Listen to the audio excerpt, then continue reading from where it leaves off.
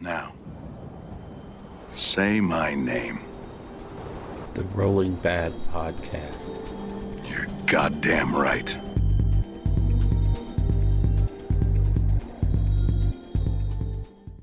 Welcome to the Rolling Bad Podcast, episode number 25, coming to you from the desolate wastelands of Albuquerque, New Mexico. We're recording on May 13th, and I'm your host, Elric Edge. With me are Bill Costello and James Tapia. Tonight we're going to cover our usual topics, like we always do, but we're also going to delve into the Stormcast Eternals book, give our thoughts and opinions and etc. on that tome, and do the rest of the show. Yeah. But before we hit the main part of the show, in about 3 hours, our friend Ryan is going to tie the knot. And just want to send him the best from the crew here, and good luck with the wedding, and hope everything works out all right. And here's the best to you and your future and your family. Good luck, kid. Yeah. So enjoy married life, dude. It'll make a man out of you. You'll be the first one to do it. I mean... Present company excluded, of course. Oh, well, yeah, obviously. Happily married.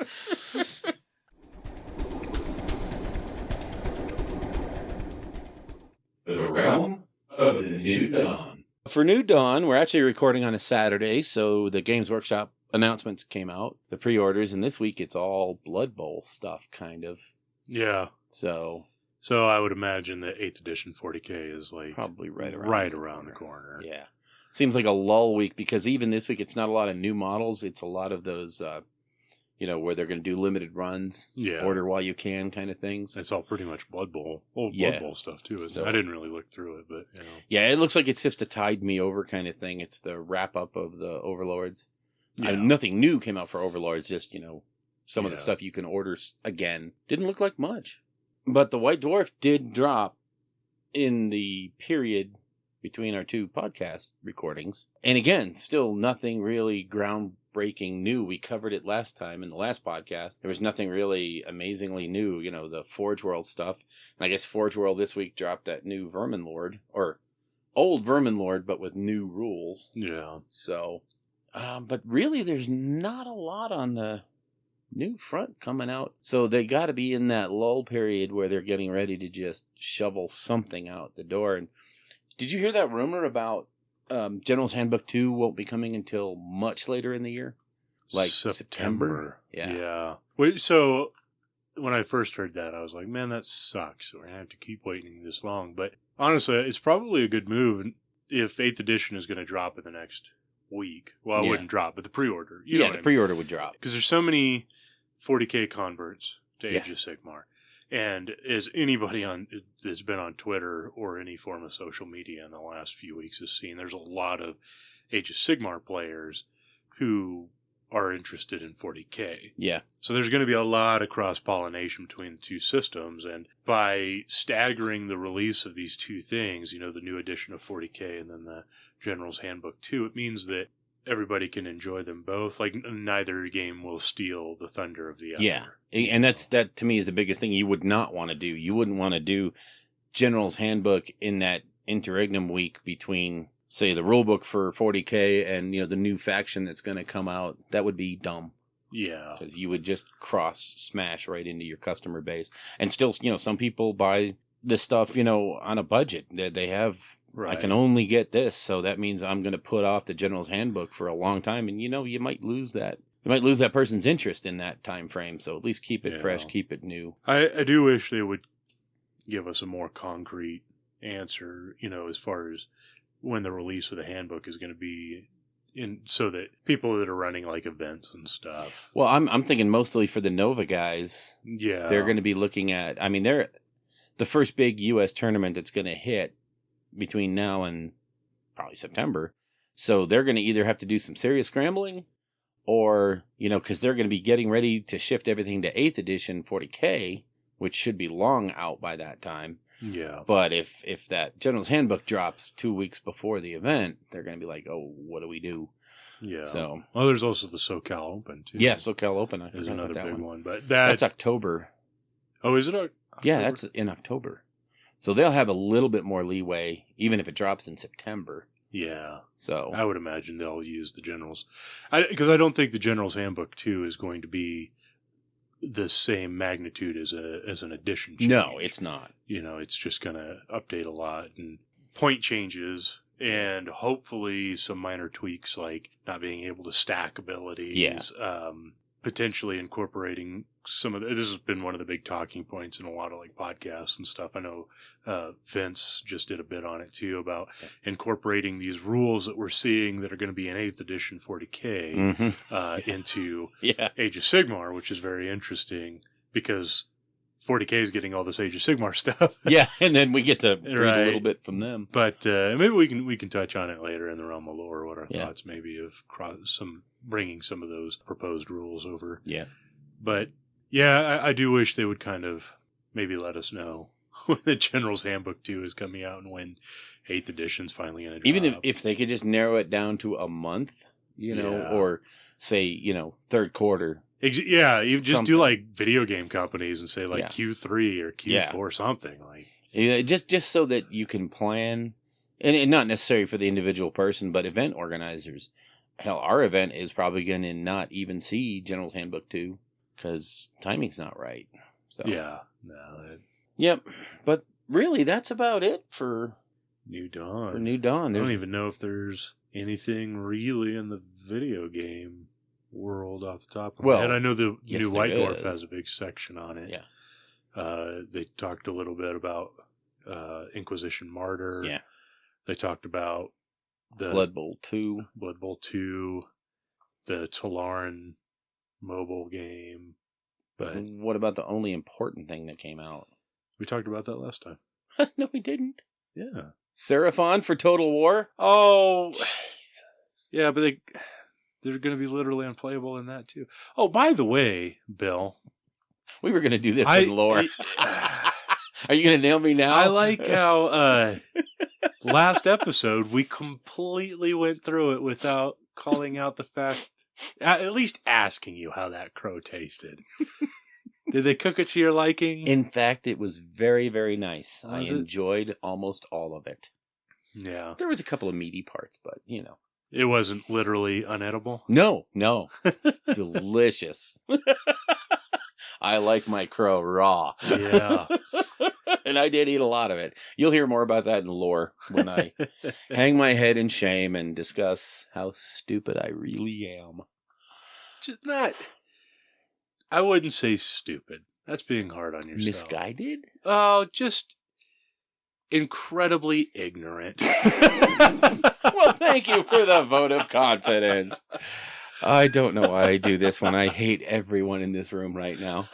I'm the only one here. I'm sorry, Jules. Oh, let's wrap up New Dawn before this goes totally off the rails. All right. All right.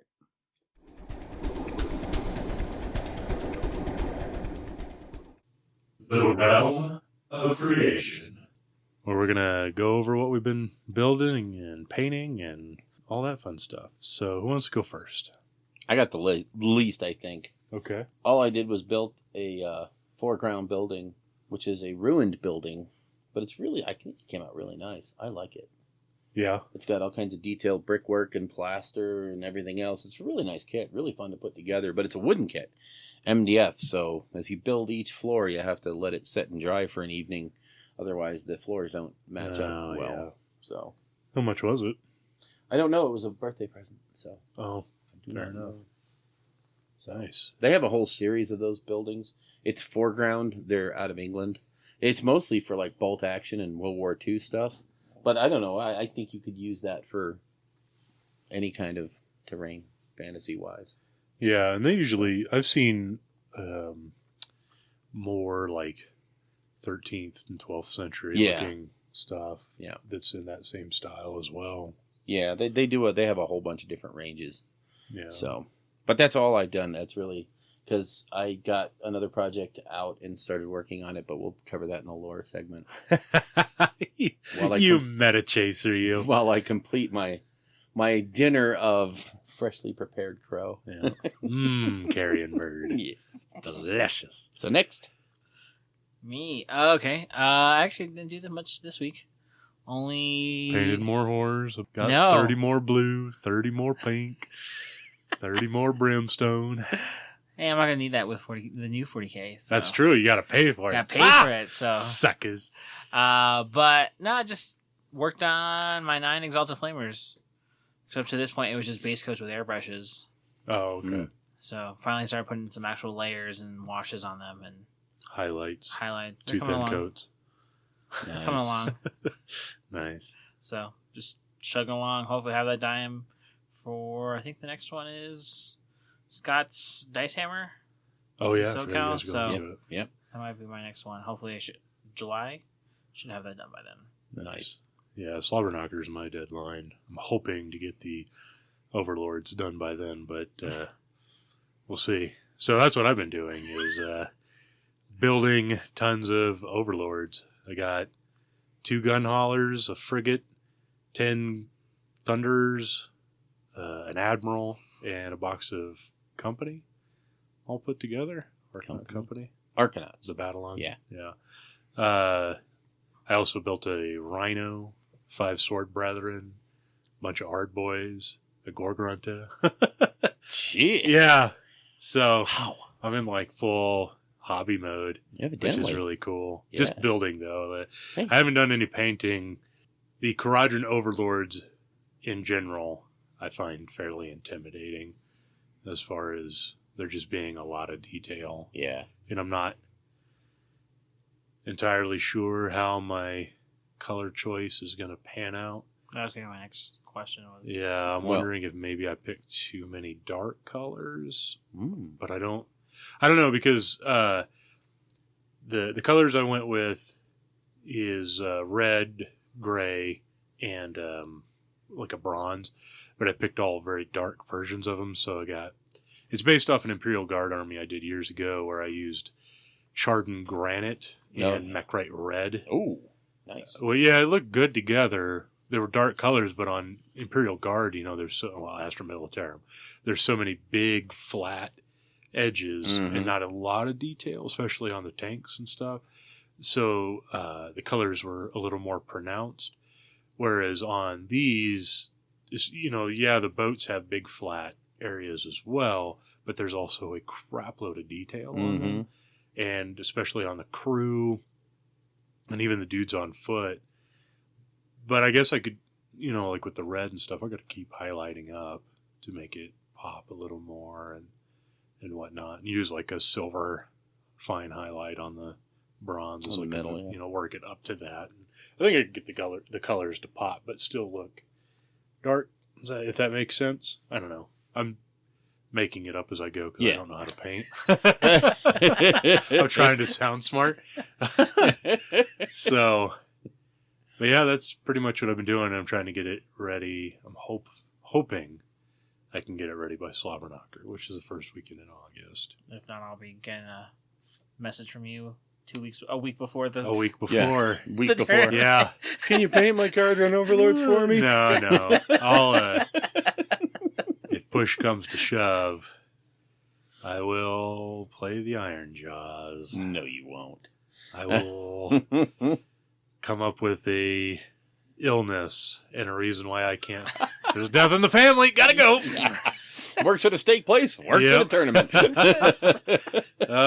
Yeah, no. That's my deadline. So, So I know we were talking about you were having some. How are you going to connect those guys? Are you going to use the flight stands? Are you going to use something else? I know some people on Twitter have had some good ideas. yeah, so I've seen like the one you were showing me where the guy had like big metallic crystals coming out so that there were multiple connections to the hull of the frigate to give it more support. And then I've seen people using various types of foam to create like cloud effects that they could put their boats down in. The problem is with that, well, I mean, I've never used anything like that before. I really don't want to screw up expensive models. Yeah.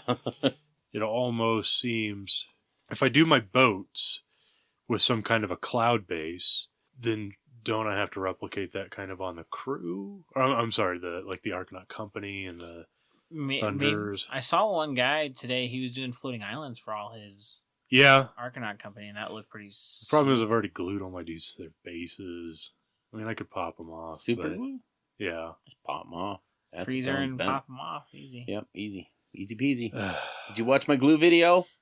You make videos? Oh, God, I'm going to kill. There's no one in this room I don't hate right now, except for James and Jules. I know that I'm a really slow painter, like an excruciatingly, painfully slow painter. So having an August deadline, well, that's, like 2.5 months away, almost 3 months away. I don't even know if that's enough time to just paint the army, let alone do some kind of crazy basing. So I guess what I'll do is do the basing and then give the army to James to paint. I have that airbrush, so Yeah, no, I'm kidding. I'm painting. I want to paint this army.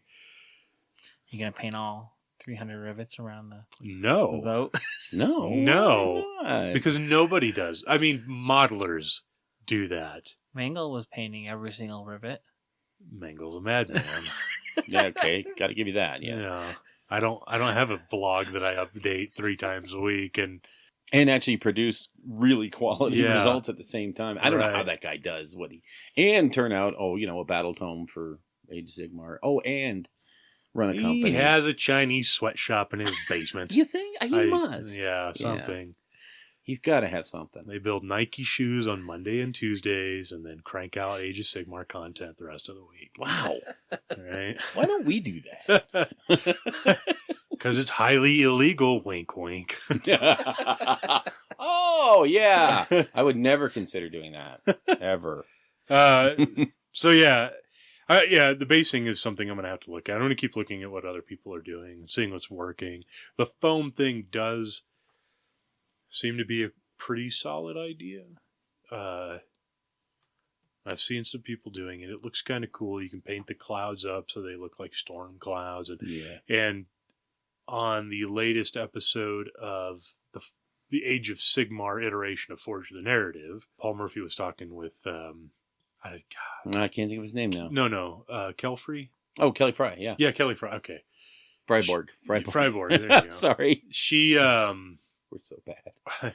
was talking about kind of like doing the same thing, but putting like LED lights. Yeah, and stuff to make it actually flicker like a storm. You're not going to attempt any shenanigans like that. That's a little bit outside of my wheelhouse. But yeah, she's pretty capable of that, though. Yeah. So, but it's definitely a long-term goal. Yeah.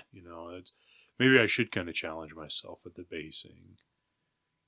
How about you work on the basing and someone else does the painting? Because I would like to paint one of my own armies for once. I haven't painted one of my own armies in a long time. And I would like to say that I at least did that. Although, I am painting the Black Templars, which unfortunately I have to take a total back burner seat because of Slobberknocker. Oh, but it's a slow burn army, right? So, yes. Okay, so maybe not. Yeah, I might have made a large deposit to a certain online retailer. Oh my! For some boxes of stuff that you can't get access to anymore that may have increased my Space Marine collection tenfold. Okay. Yeah. Hashtag glad my wife 40K. doesn't listen to this show. Yeah. Not a 40K podcast. Yeah, hashtag. Yeah, hashtag. Not 40K. All right, anyways. You've gotten a lot of hobby done. Yeah. But we should still probably move on. To the section where I've got no content whatsoever again. Yeah, that one. Me too, though. Oh, sweet.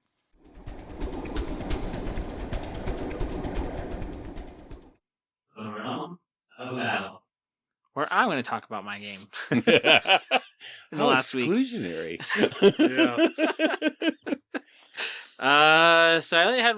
It's only been a week since recorded, so it's only 1 week, one game. Had a game last night at the store with Andrew, LVO champion. Yeah. He brought a Stormcast. He wanted to try out So he was playing Tempest Lords.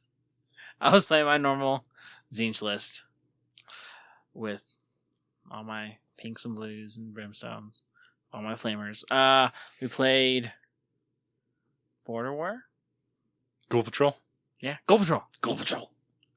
And what was I had incredible luck this game. We don't see that very often. No. No, Would you say your dice were hot, James? they were hot. Would you Even say- hotter than my normal hot dice. Yeah? Yeah. Opened up with had a Gaunt Summoner summon a Balewind Vortex. Did the Voltazine shot his Night Venator. D6 mortal wounds. Rolled a 6. No. Jeez. Ouch. Then the Gaunt Summoner did his spell on a 10-man Liberator unit. So I rolled 10 dice. 9 4-ups. Oh my god. Jeez. And then after his turn, I proceeded to make, with all his Rend 1 weapons, he started shooting my Flamers. Proceeded to make by about 6 out of 8 6-up saves. Oof. That's got to be disheartening to be on the other side of. Oh my Yeah. god. And then at some point during the battle, the Lord of Change cast the Firestorm of Zenith spell. It lets him roll 9 dice. And for every 6 you roll, he does D3 mortal wounds. Yeah. I just picked it up. I was just kidding when I was picking up the dice. Usually, I'll be lucky if I roll 1 6 with this spell and do D3 mortal wounds. I was like, okay, 666 here coming up. Rolled it. 6 6s. Okay. Wow. 6 to 24 mortal wounds coming your way. Just took the Paladin unit off, which I am going to. It was only a 5-man Paladin unit, but I'm the only person to kill Andrew's Paladin unit. Nice. I'll take it. But yeah, up until that point, it was actually pretty even on points. I think it was like 5 points, then 3 points, then 3 points. So we're up to turn 4. It was pretty even. I didn't win a single priority that whole game. If I had won a single priority, I think I would have had it in the can. Either turn 2 would have been devastating, but I still had a chance turn 3 or 4. But he landed up tabling me and taking out turn 4, turn 5. Ended up winning in the end, but pretty close. So he won. He won, Yeah. as expected. Yeah. But even with my incredible luck, wasn't enough to pull it out. But it was cool. We had a new guy joining us, so see how Age of Sigmar was played. So Cool. that was cool. Gave him some cool hobby tips on painting. He's doing Stormcast, which is a really easy armor to get into. Yeah. Gray gold, Yeah. Agrax or Shade, do some blue shoulder pads. You're good. Pretty Yeah, much. pretty yeah. much you're in there. So hopefully he'll come back and start playing. I know the whole group, we have tons of extra Stormcasts that we'd be willing to help him out with. So Sure. Cool. I think that's all That's we it. have. Yeah, that's all the gaming.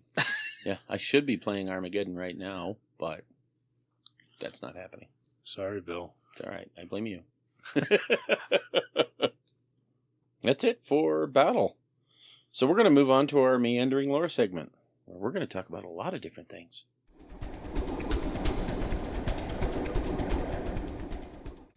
The realm of lore. Where we're going to go all over the place today, starting with me making an admission.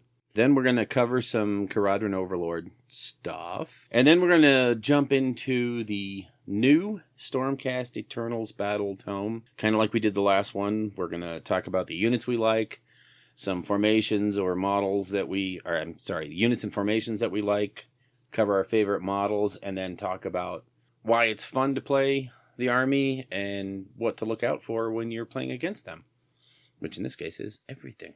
But to start off with, we've made allusions earlier to my eating a large plate of freshly ground crow, which I am doing because the other day I had an epiphany as I realized building the Tzeentch army that I was sitting there trying to chase the meta with, and realized that it wasn't something I was really interested in painting or building on, even though I do want a Tzeentch army. And I was thinking about what army would make me happy again. And I realized that it was the Seraphon. So, yes, they are literally unplayable, and they have broken my heart on many an occasion. However, they are back on the table. They are getting painted, and we're going to be playing Seraphon again. So, Tony P., if you're listening, I'm so sorry, man. I'm so sorry. Please let me back in the group. I like how you'll still get less crap about your Seraphon views than I do about my very justified views towards Sylvaneth. I would say they'd be justified if they had a ring of truth to them. Oh, you lost all credibility. As like I started with some. Yeah. Okay, come on. The fake news of Age of Sigmar. Yes, that's me. So anyway, I'm getting back to my Seraphon. And yes, I realized I was chasing a meta that I'm never going to be a part of. I'm not a competitive guy. I'm not trying to be at the top table of any tournament I go to. I want to play the game and have some fun and do it the way I want to do it. And I realize that, I can play the competitive guys. I can play the other people that are out to win. I just have to set different goals, for the game. And we always talk about this, and you always hear it. Set your own goal for the game. Maybe not winning the tournament game, but maybe, killing a certain character or picking out a particular hero and saying, I'm going to kill that no matter what. And that'll be my victory, as opposed to, I'm not gonna beat Andrew in a game. I'm not gonna beat James in a game. I won't mention you because, well, yeah, I have. So, Okay. Yeah, I had to go there. It would also have to involve both of us playing games again, but yeah, that's true. That's true. The particular game, Age of Sigmar, I've heard about it. It's supposed to be a really good. It's game. great stuff. Yeah.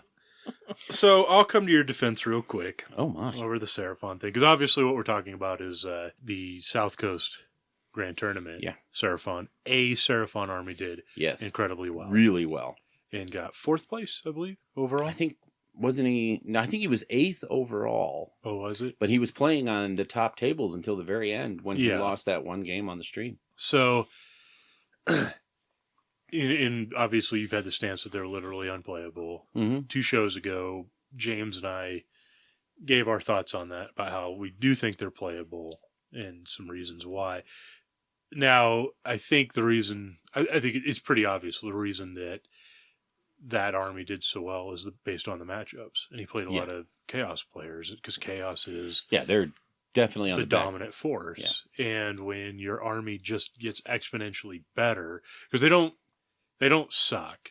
Right. We talked about how they have some things that aren't that great and some things that are, and this guy focused on stuff that is really good. The Stylodons, Ripperdactyls, and Lord Croak on a freaking on a Balewind Vortex is pretty hot. It's pretty good. So when you're playing against a bunch of like Tzeentch and Blood of Corn or Blades of Corn and stuff like that, those Stylodons just shred things off the table and don't take much damage in return. Right. Especially when they have saves against mortal wounds too. Yeah, like you said, they really were good. They were Stonehorns before Stonehorns were cool. Yeah, and then Lord Croak is really difficult to get rid of. You have to focus on him pretty much exclusively. And I saw some of the pictures that were coming out from South Coast. South Coast. And some of the stream, and that guy was very aggressive with his Ripperdactyls. Yes. He was all up in those Tzeentch players' faces with that stuff. Those Skyfires were not getting away. And when you can't use the mobility of the Skyfires, that's their biggest strength. Yeah, exactly. Because they're pretty fragile. When that's no longer a strength, then those things are going to fold quick. Well, he played very, very aggressively, and he played them really well. Sure. I mean, he had everything down. I don't want to take anything away from... I'm not saying like he was incredibly lucky or anything. No, obviously, the guy had to know what he was doing. Yeah. To a T. I think it's very reminiscent of Orcs and Goblins in 8th edition, where Orcs and Goblins, they were the first book to drop. They were not a very good book at all in 8th edition for a long time until Warriors of Chaos dropped. And Orcs and Goblins just happened to be the big-ass rock to the Scissors of Warriors of Chaos. Yep. And that's what allowed... And you started seeing Orcs and Goblins rise in placings and stuff because Warriors of Chaos was just such a popular army. It was pretty easy to put on the table because you needed half a dozen chariots and a dude on a disc, and that was your army. And you were good, yeah. Yeah. It's interesting how that paper, rock, scissors thing comes around and brings older armies back up to the top. And I think that's what happened here. And I think if you are a Seraphon fan and you're pretty good with them and you enjoy playing them and you plan on going to big tournaments, take them. Yeah. Because Disciples of Tzeentch ain't going anywhere anytime soon. And Blades of Corn isn't going anywhere quick. Those are incredibly popular armies that are really good, that are going to be competing at the top tables. Yeah. And if Nurgle's right around the corner, which it might be, with because the Death Guard for 40k is coming out, so it wouldn't take them much to drop a Pustules of Nurgle book or something like that and lump everything together. Yep.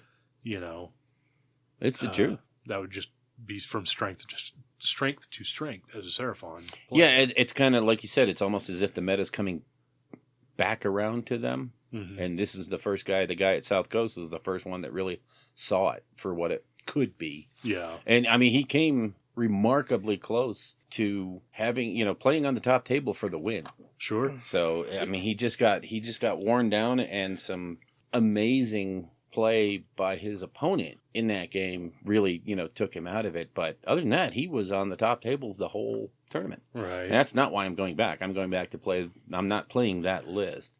Sure. I have a different one in mind that's more along what I want to do. And I realize I don't want to chase the meta. But it also makes a really great segue into, we wanted to talk about, we barely covered last time, the South Coast GT. I don't even know if we mentioned it. I Which don't- is a shame because it's the South Coast. Yeah, Grand and we tournament. should have covered it. So we're going to actually talk a little bit about South Coast GT, not so much the results and all that stuff. Right.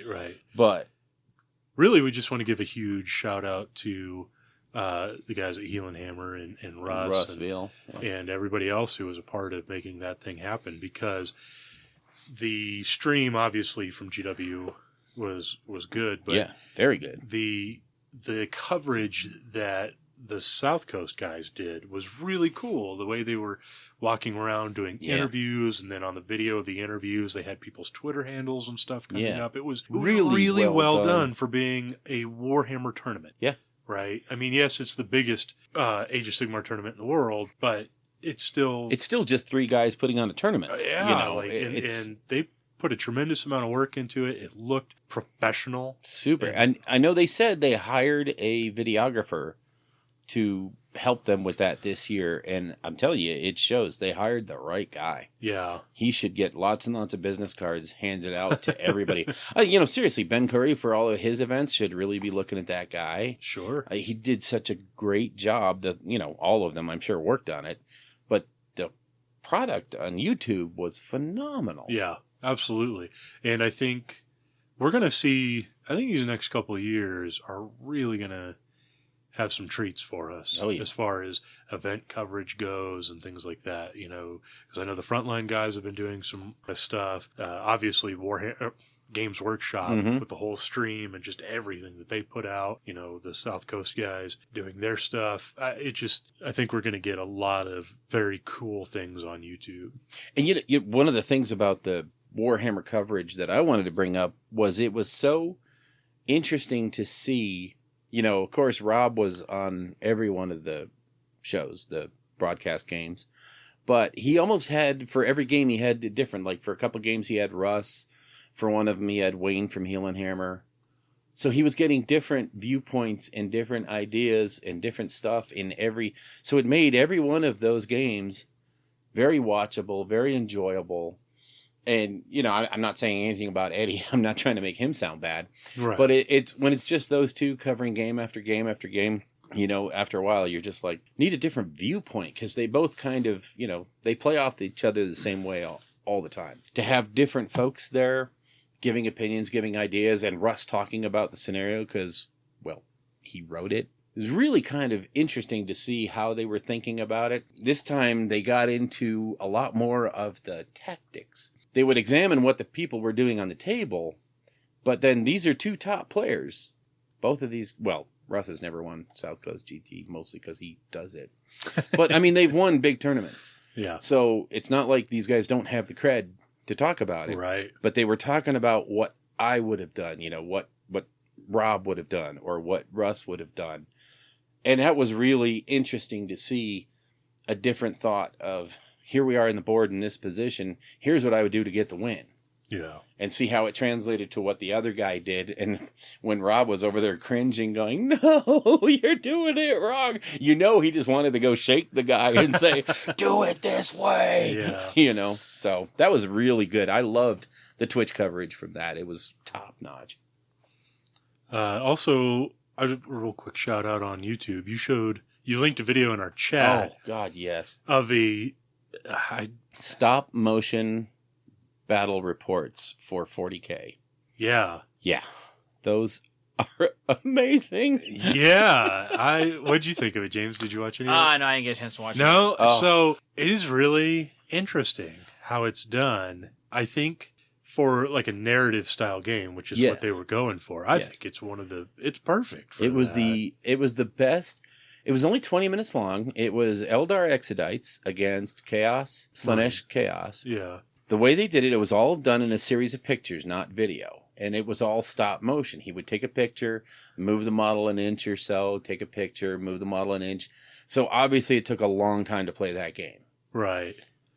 But the effect you got when you ran it all together and they put the soundtrack on it and they put the pew pew sounds, and they put like when the Noise Marines fired, they had, a guitar riff so that and the screen was shaking. Yeah. It's just brilliant. And I look back and they have a catalog of those things. They have a bunch of those stop motion battle reports. And you can waste the rest of your day watching those. Yeah. They're so engaging. I don't even care about the armies. It was so engaging to watch. It was so much fun. Well, and then the way they will zoom in to like a face shot of the model, like they did with Lucius the Eternal, and then put dialogue like he's talking. That's what I'm saying. Like for a narrative thing, it's just so cool to create a whole story behind it. And you could like at the beginning they explained what the mission was about and whatnot, because it was about I can't remember. They were fighting over something. The Space Marines came down and they happened upon the Exodites. Yeah. And then they ran back. Even during the video, they run back. Yeah, that's right. And Lucius is like, we need a lot more guys because there's a lot of Eldar here.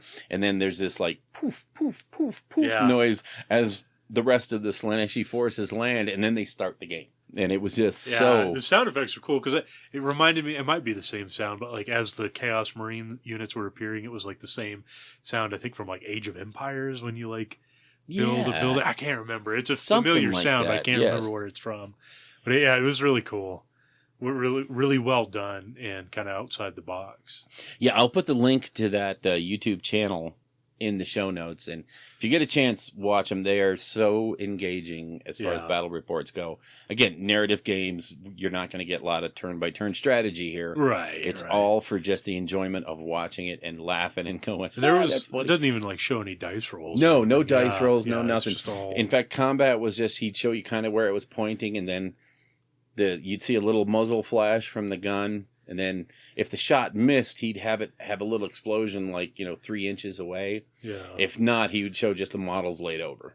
Saying, nice. Yeah, it was really well done. And that Wraith Knight was kicking butt.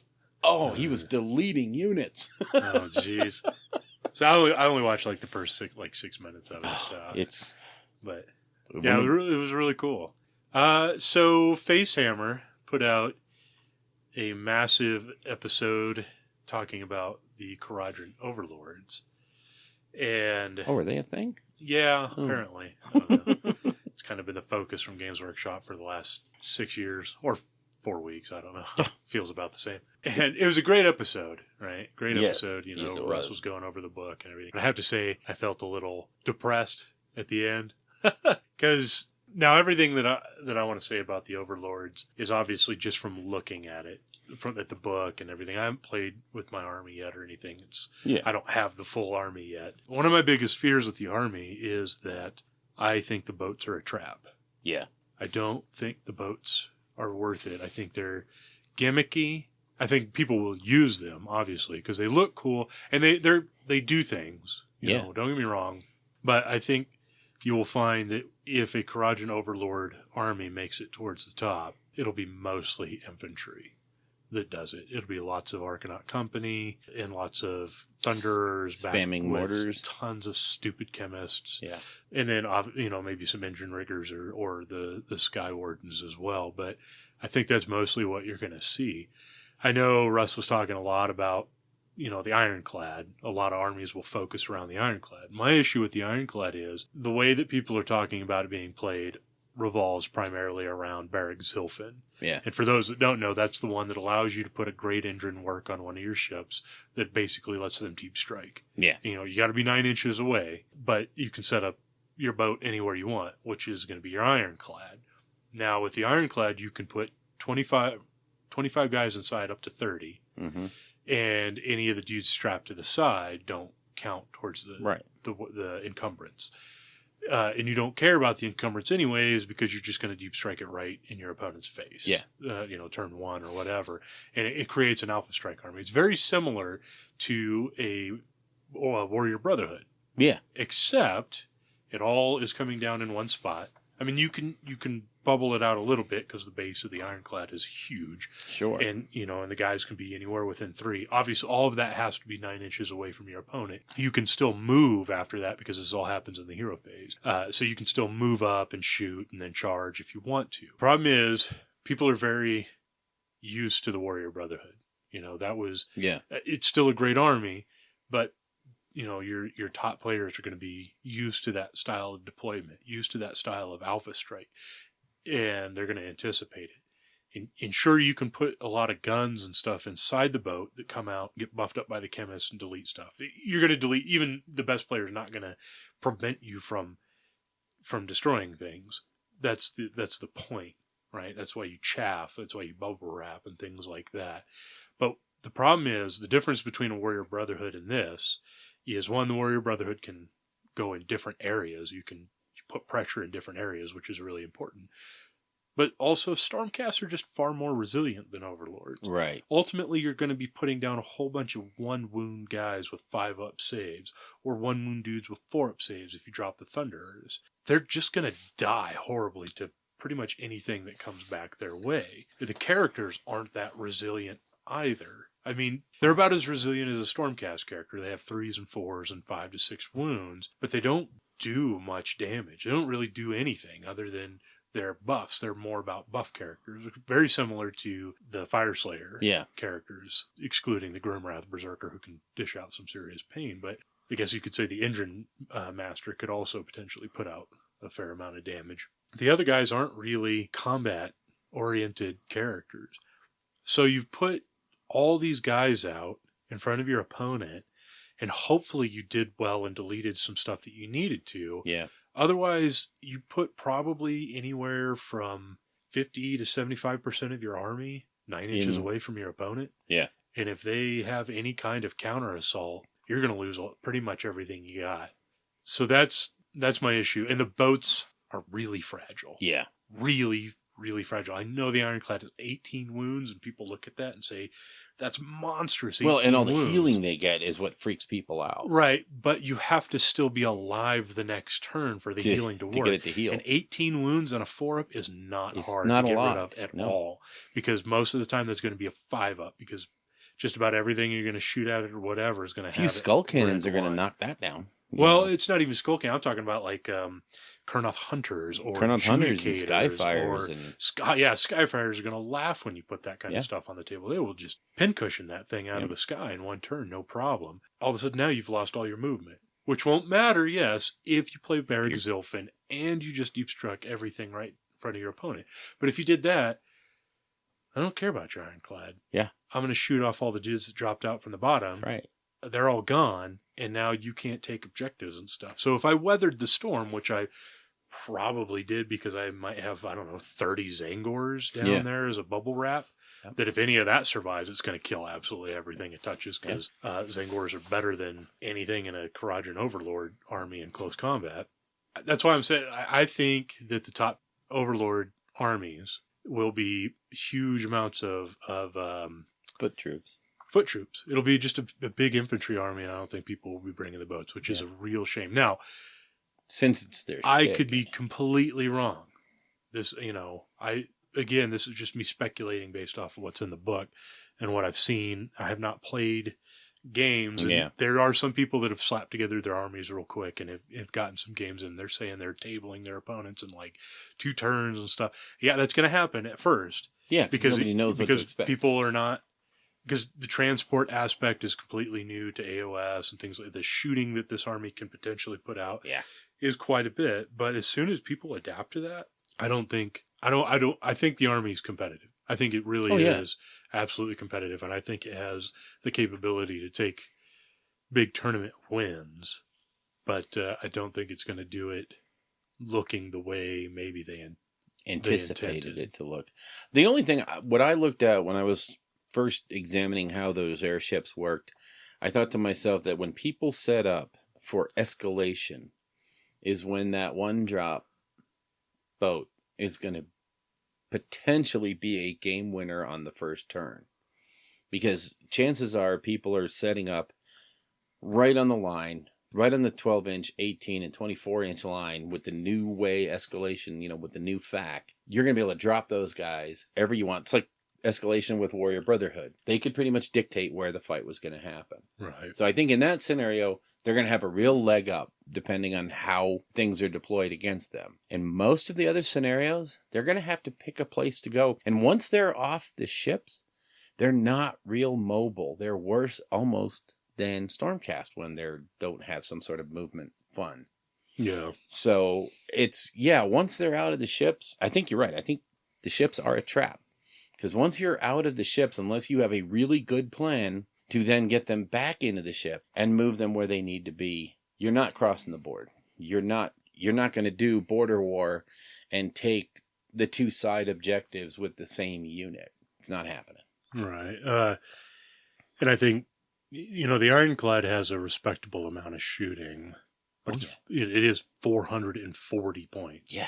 So if you stack that up against 440 points of other shooting units, I don't know if it's really that much shooting, right? Because it has the big nasty gun with one shot, or you take the Aethermatic Gatling gun, but it's only rend 1 damage. Yeah, So, I'd take 440 points of Skyfires. right. Yeah, 9 Skyfires is probably going to put out more damage than over time. Ironclad Yeah, will. I think so. And the frigate, man, like a 5-up save on that thing is I don't know what they were thinking, because I there's think they no didn't way want them to dominate. I get that, right? Like, it's kind of hard to, it's a totally new unit. It's a new concept that you're introducing, and you don't want it to be too over the top. But look how quickly you see units like Archeon get deleted in one turn, or Alariel get deleted in one. Alariel can heal better than an Ironclad can. Yeah, in a big way. And there's, she still gets slapped off the table. And in many ways, a lot of competitive players don't take her because they think she's overcosted. Yeah, she's 280 points more expensive than an Ironclad and can't strap units to the back of her Beetle, but she still puts out tremendous amounts of range damage and close combat damage. Yep. She's super resilient, has great magic. She's a force multiplier. People don't take her. Right. And it's because of that, because you're putting a quarter of your army's points, or more than that, a third, into one thing that can be deleted in a turn. Right. And you're going to do more thing of that with an Ironclad because you're going to stuff it with everything in your army. That's right. And like I said, you can put 75% of your army in an Ironclad. Into an Ironclad. And then have it get shot out from under them.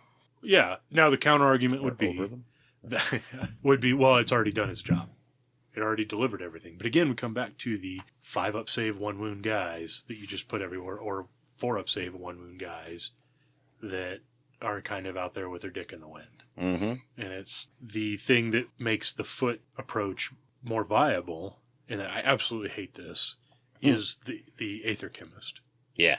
Is the fact that you can take a 20-man unit of guys with mortars, or if you take Barrack, I forget the name off the top of my head, the one that lets your chemists pick 2 units. Yeah. You can take 2 20-man units and 6 chemists. That's only like 1,100 points your army, and you have 100, 240 shots a turn. Yep. So you're basically playing a 36-inch range Ruck. Yeah. That does D3 wounds every time something gets through. That's right. And then you just screen it with a bunch of cheap Arcanaut company. Chaff. Yeah. And it's going to be the most boring, stupid army to play. Well, it's going to be double Rock, except different models. Not as mobile, but it won't need to be. But you don't need to be more mobile when you have 36 inches. Yeah. So, I don't know. I'm really, really hoping that the General's Handbook nerfs the Chemist. The General's Handbook 2. They have to go to that. That ability, it's too much. Mm-hmm. And I'm saying that as somebody who's playing that army. Very much looking forward to playing the army at a competitive level. I hate that rule. I hate that the rule can be stacked. I think it's an awesome rule. And it's worded really well, too, because you only pick one weapon out of the unit. So you can't just take like a 30-man or 40-man blob of Arcanaut company and then just hit the whole company so that all their combat weapons have an additional attack and all their shooting have an additional. It's, you pick just the one. Right. Which is, I like that aspect, but if I can take 6 chemists and then hit the same unit with all 6, it's like, really? That's a bit much.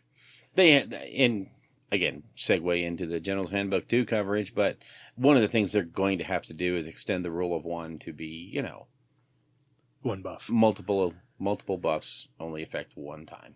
Yeah. So multiple same named buffs. Exactly. So and that's the catch. all you need to do. A unit can only benefit from an ability of the same name once. Right. So if there's stuff like death where you can keep stacking like 6-up saves, like you can take the death save and then you could take the White Lord with a banner, it gives you a 6-up bubble, and I think there's another thing in there that I don't know, the Ghoul King on a Terrorgeist gives you another one or something like that, a 5-up or a 6-up. Ghoul Kings gives the ghouls another 6-up. Yeah, so you could stack all that, but it's all different named Those are abilities. different named things, yeah. So that's different than 6 chemists being like, wee! Look at that, you're hitting on zeros. Yeah. So Let's create something dumb. And then the other thing I would touch on with the Kharadron Overlords is F that rule where you have to paint your army according to the... Now, see, I don't know if you can actually do away with that, because that's the great equalizer, in the book. That's what makes them not over the top, is that you have to paint them to match the skyport they come from. Yeah, I think that needs to be not just adopted, but embraced. I mean, that... Are you trolling me? I swear if you're trolling me right now. I don't know. Did anything about this face seem serious to you? No, but it never does. That's true. Yeah. Yeah, no, that I think I don't even know that harkens back to the, stand on one foot and whistle and you get a +1. Why they said. I hate it. I absolutely hate that. And the thing is it fuels that whole thing, and that there's going to be the guy in the club out there who's going to say, "Oh no, you can't have those rules because they're not painted this way." Okay, James. I agree with you. Okay.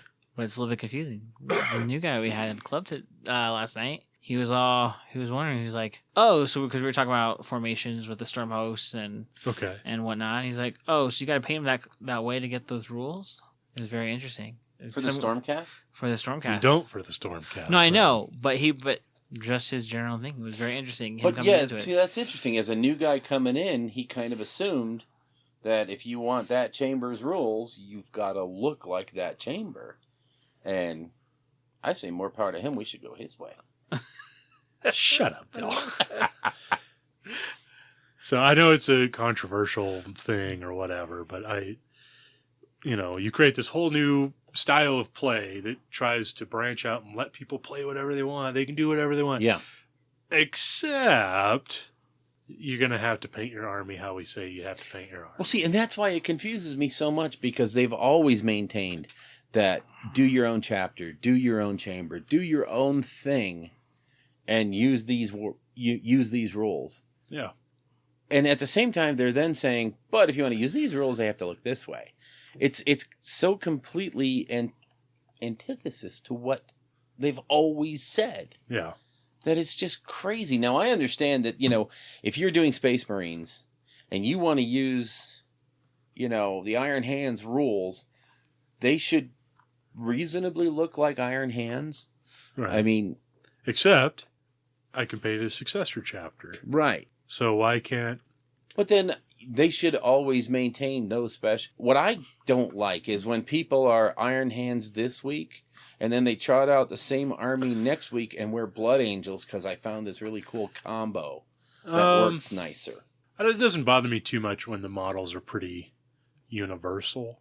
It's when people people want to play their, what is that? Blood Angels Terminator with the close combat one. Furioso. The Furioso. And they wanna, and they're like, well, it's going to be my Space Wolf Dreadnought. It's like, well, no, that's a pretty iconic Blood Angels thing. No. So we're probably not going to go with that. But if I'm painting my, I was originally going to go with Imperial Fists for my... Right, for your... Which means that they're not going to have any hard... Well, that's a bad example. If I just bought out-of-the-box Marines and wanted to paint them neon blue with hot pink highlights, right? Because I can. Yeah. It's a valid choice. And this week I want to say they're a successor chapter of the Ultramarines, because they probably would be looking that awful.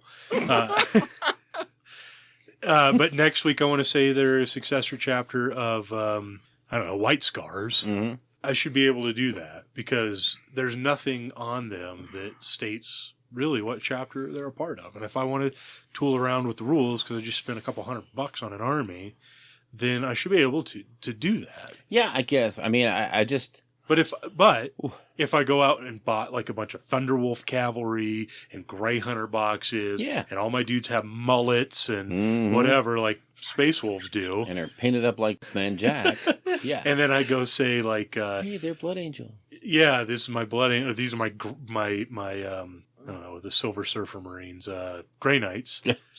You know. Then obviously we're going to have a little bit of a conflict. Yeah, see, I used to run into this all the time playing Black Templars armies. You know, and especially in previous editions when they didn't suck.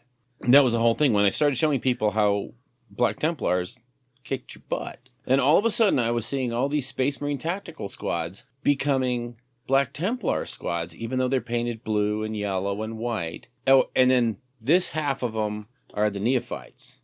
And this half are the Crusaders. No, really. You know what? When you trot a bunch of scouts out there, I'll say you have a Crusader squad because you have your scouts and you have your...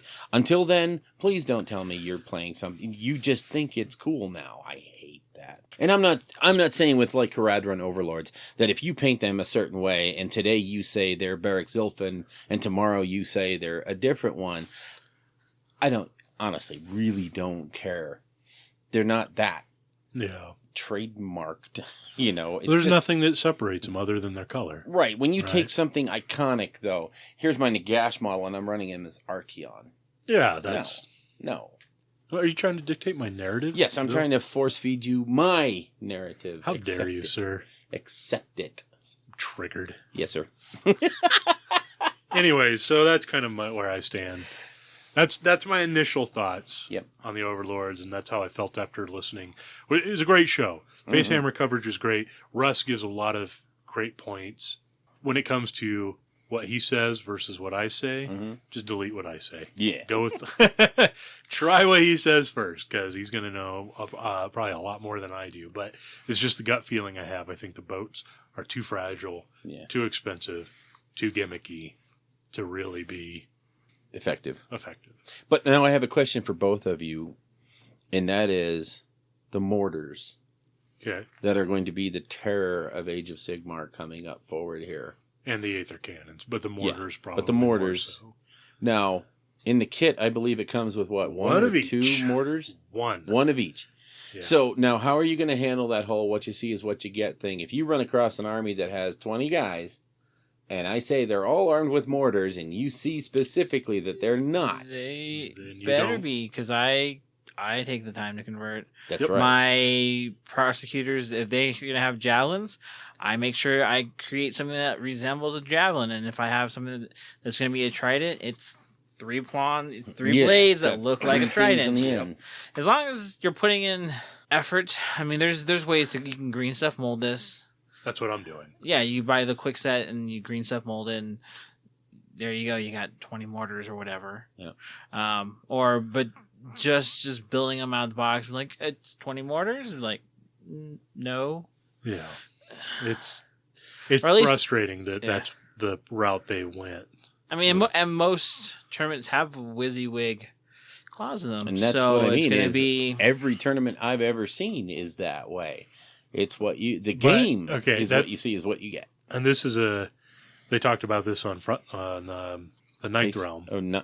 Like the whole painting and everything like that, where they've never kicked anybody out for not doing that kind of stuff, and that players don't always read the pack. So if somebody shows up and they say, here's my 20 guys with grenade launchers, the mortars, and they're obviously not, like the first, the 5 guys in front have them, and then everybody else behind them just has has a switchblade. Our TO is going to be like, well, no, that doesn't work, and you have to play them with what they have, or they're going to be like, oh, okay. I'll tell you right now, the Rolling Bad Rumble, it's WYSIWYG. Yeah.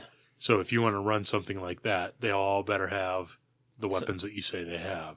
Your Storm Fiends better have the weapons that you say they have. Yep. And conversions are potentially okay. It's all if you have a conversion on anything, it's always best to run it by the TO, the event organizer before you go, because some people think their conversions work and they really don't, or whatever, or some people want to run, this is my Valkia the Bloody, and in this army she represents my, I don't know, Vampire Lord on Zombie Dragon. It's like, no, she really doesn't. No, it's really not going to fly here. Those.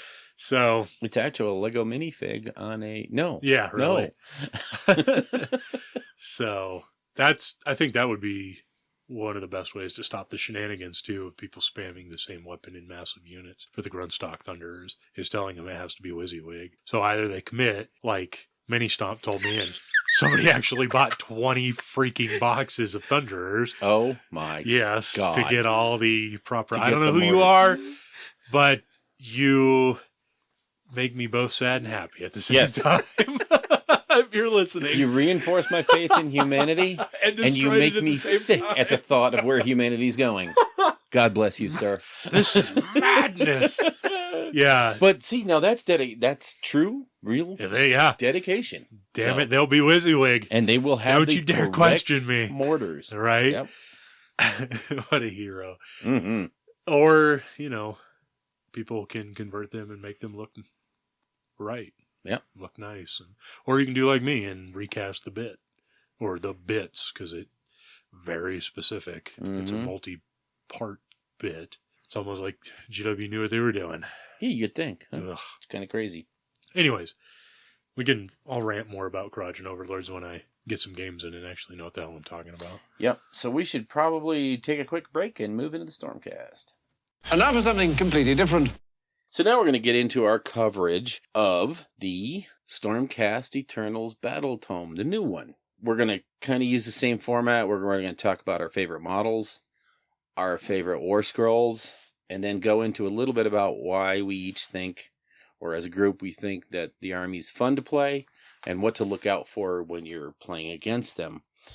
So who wants to start with their favorite models? I'll go. Okay. So I really like the Paladins. I like all three of them. I would say probably the Desolators are my... Decimators. Right, are probably my favorite. I love those great big axes and stuff. But for me, when it comes to Stormcast, like the itch that Stormcast scratched for me was I always felt like back in the old world that humans needed something. Armor? Well, yeah, right.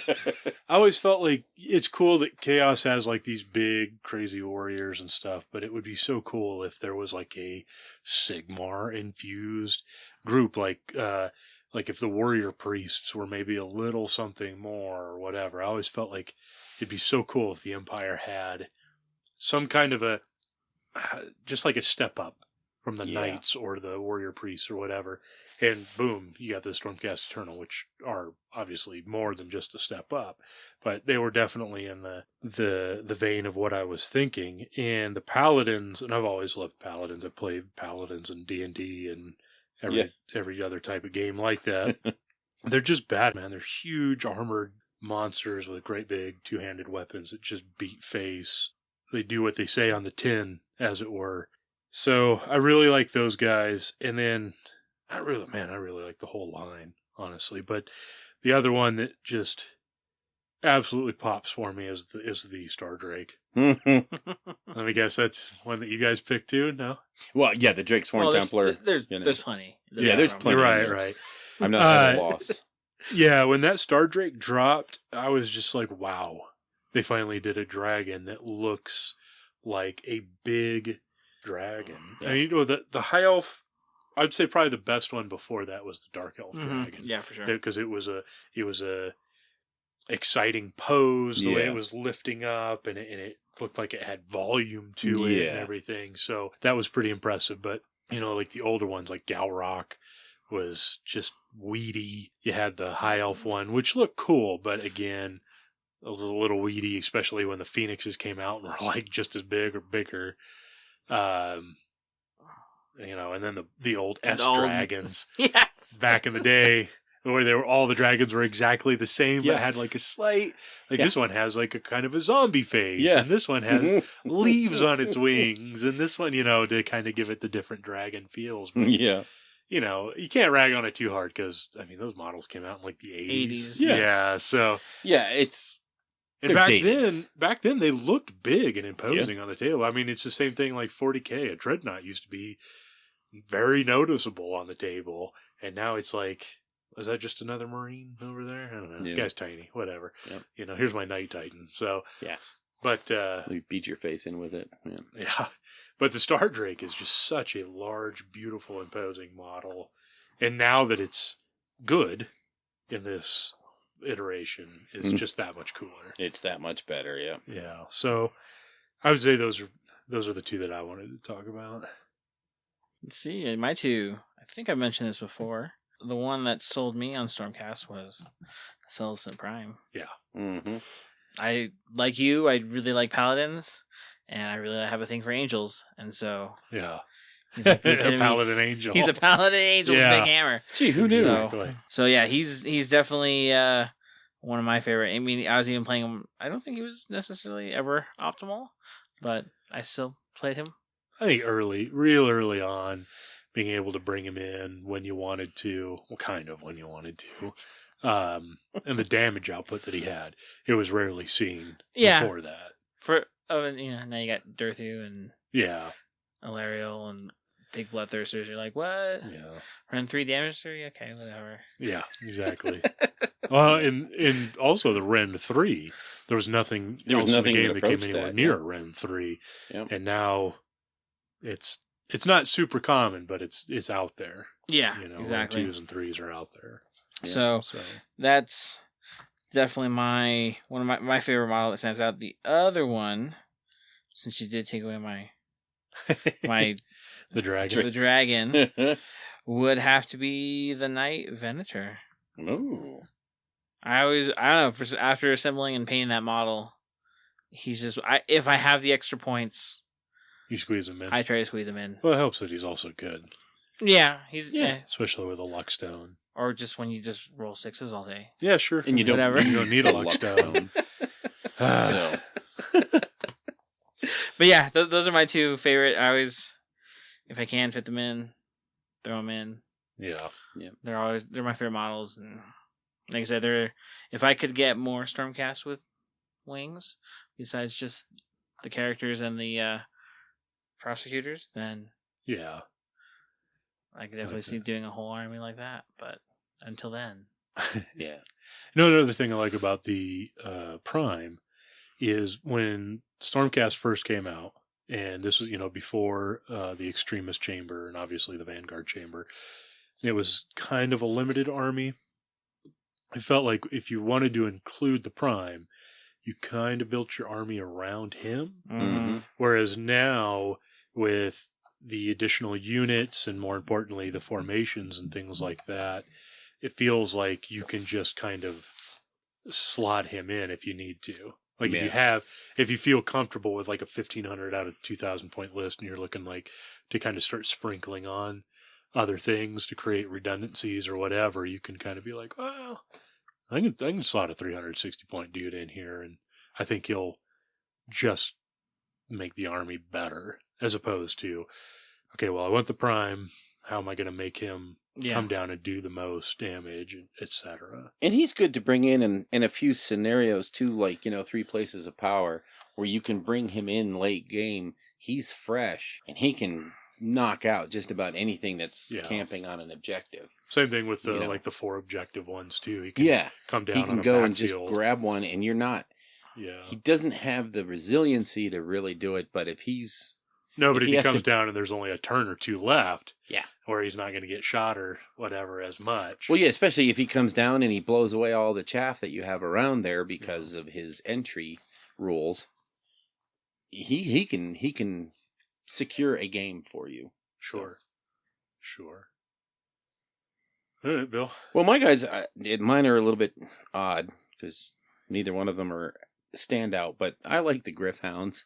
I'm Oh my sorry. God. I like the puppies. Oh, You know, I hate dogs and I always yell at my dogs and, all that, but I like the puppies. Mostly because there's just so many different ways to do them. And if they ever get the much needed point reduction to where they're not an absolutely stupid take in any list, I think they just look great. And especially that box of 5 where they have different looks now Yeah. as opposed to the one that just came with a Castellan. So, Is your Griffhound named Archibald? no. Oh my God. No, and if anyone calls him Archibald, I will use my bug zapper on them. Yeah. Eat salt, you. Anyway.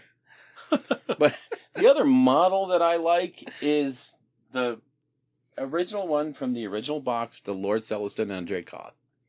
Oh, yeah. I thought he was just, that was such Yeah. a striking pose.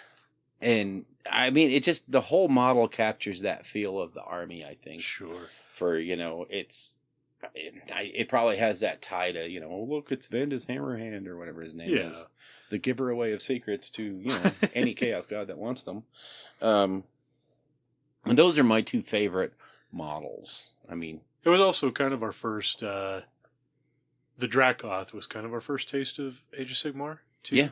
As far as like, oh, they're not on horses anymore. No. Because it could have been very easy to just make like Clydesdale-esque Yeah. horses and just keep going with that. Mhm. So, but the fact that they went in a totally different direction and created this like dragon-esque beast, Yep. it was very cool. And that backstory that came with them, where they chose the rider, not the other way around, and you have to form a bond. I mean, that was all cool fluff. You don't like the idea of somebody rising to the top of their knightly order and then wandering about the forest hoping they can wrestle an owlbear looking thing to the ground, doesn't bite their head off, and then they come back out of the forest on top of it. Yeah, And it's a loyal beast. Didn't like that so much. Yeah. Yeah. So now we're going to go into the war scrolls, be it either battalions or individual scrolls that we like. Shall we use the same order? Sure. Okay.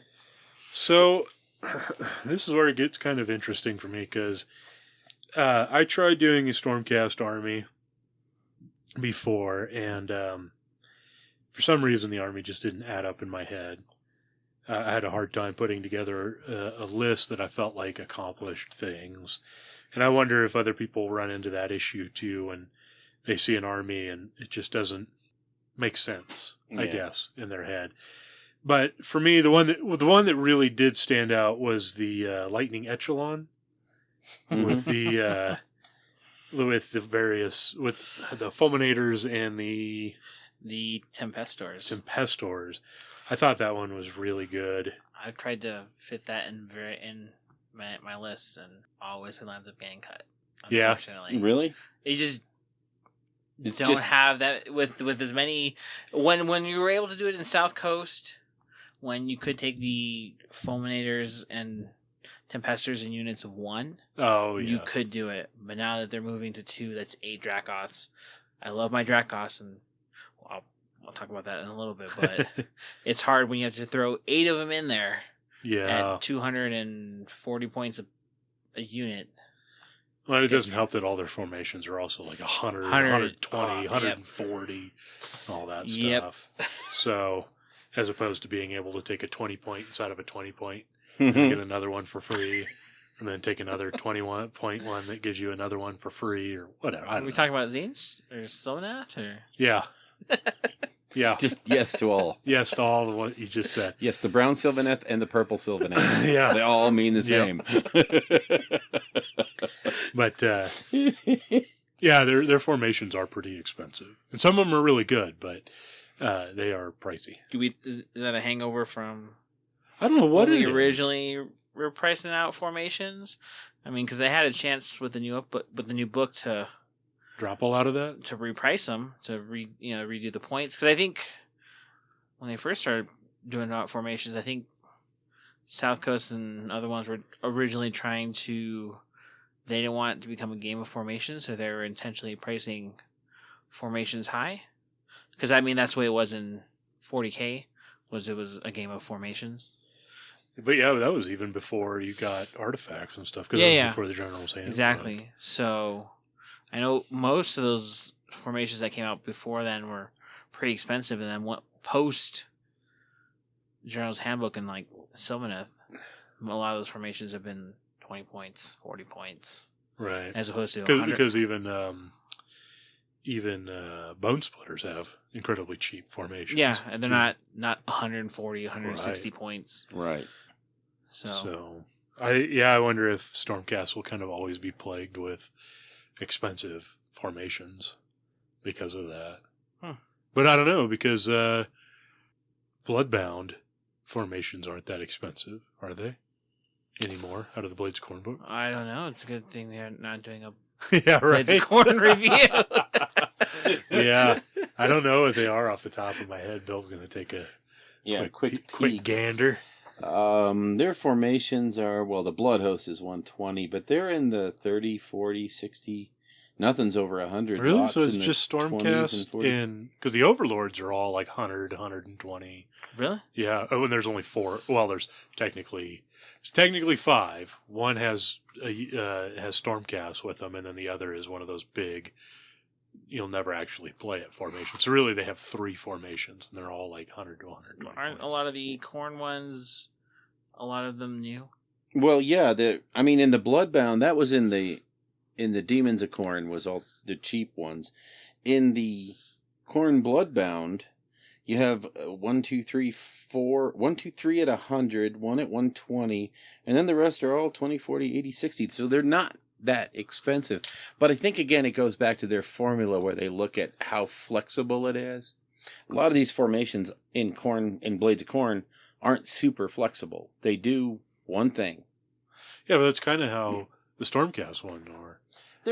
If you're not looking at the chambers, the big chamber ones, their formations are usually like it's 100 points to give this unit this extra ability. Yeah. Whereas, not to go on a Sylvaneth rant or whatever, but also some of the other armies like Disciples of Zinch, you'll get a formation that has like 1 or 2 abilities that slots into another formation that gives another 1 or 2 abilities, and every time you're also giving another artifact to your army. Yes. Whereas Stormcast, If we're building some of those chambers, it's like your entire army. If you're building a chamber, you're spending the 2,000. And the same thing with the Blades of Corn book. As you multiply those formations into formations, you're spending the points. But again, like you say, you're getting a lot of flexibility with them. Whereas this, the chambers give you a lot of abilities. Yeah. Some of them are goofy and don't do anything. Right, but they're there for flavor. Some of the chambers are pretty solid, and that's where you start to get a lot of abilities. But you have to spend a lot of points. Yep. And you're doing the base core formation for it and the chamber, and that's it. You're not doing 3 or 4 other formations to get 4 or 5 different artifacts. And your army is pretty much dictated at that point. Yep. So there's very little variation. If you take Hammers of Sigmar, for example, and I take a Hammers of Sigmar, our armies are going to look pretty identical. Reasonably similar, yeah. Differences in the characters slightly. Right. Whereas, a Sylvaneth army or a Disciples of Zinch or even Blades of Corn or a Bone Splitters army, we can have wildly different looking armies using the same formations, which I think is kind of a shame. Same thing with Kharadron Overlords. Their formations are very much... I think that's kind of in their fluff, though. I think they wanted that. The Stormcast are Space Marines, and they're stamped. They are literally production forged. Crunch, crunch, crunch. Here comes more Stormcast. So their formations are thereby going to be very similar. That's fine. I don't have a problem with that. It's the cost. Yeah. The cost is a bit high for what some of these things do. Yeah, I think so. I think you're right. Except I think they purposely did that because the forces of Stormcast are so flexible.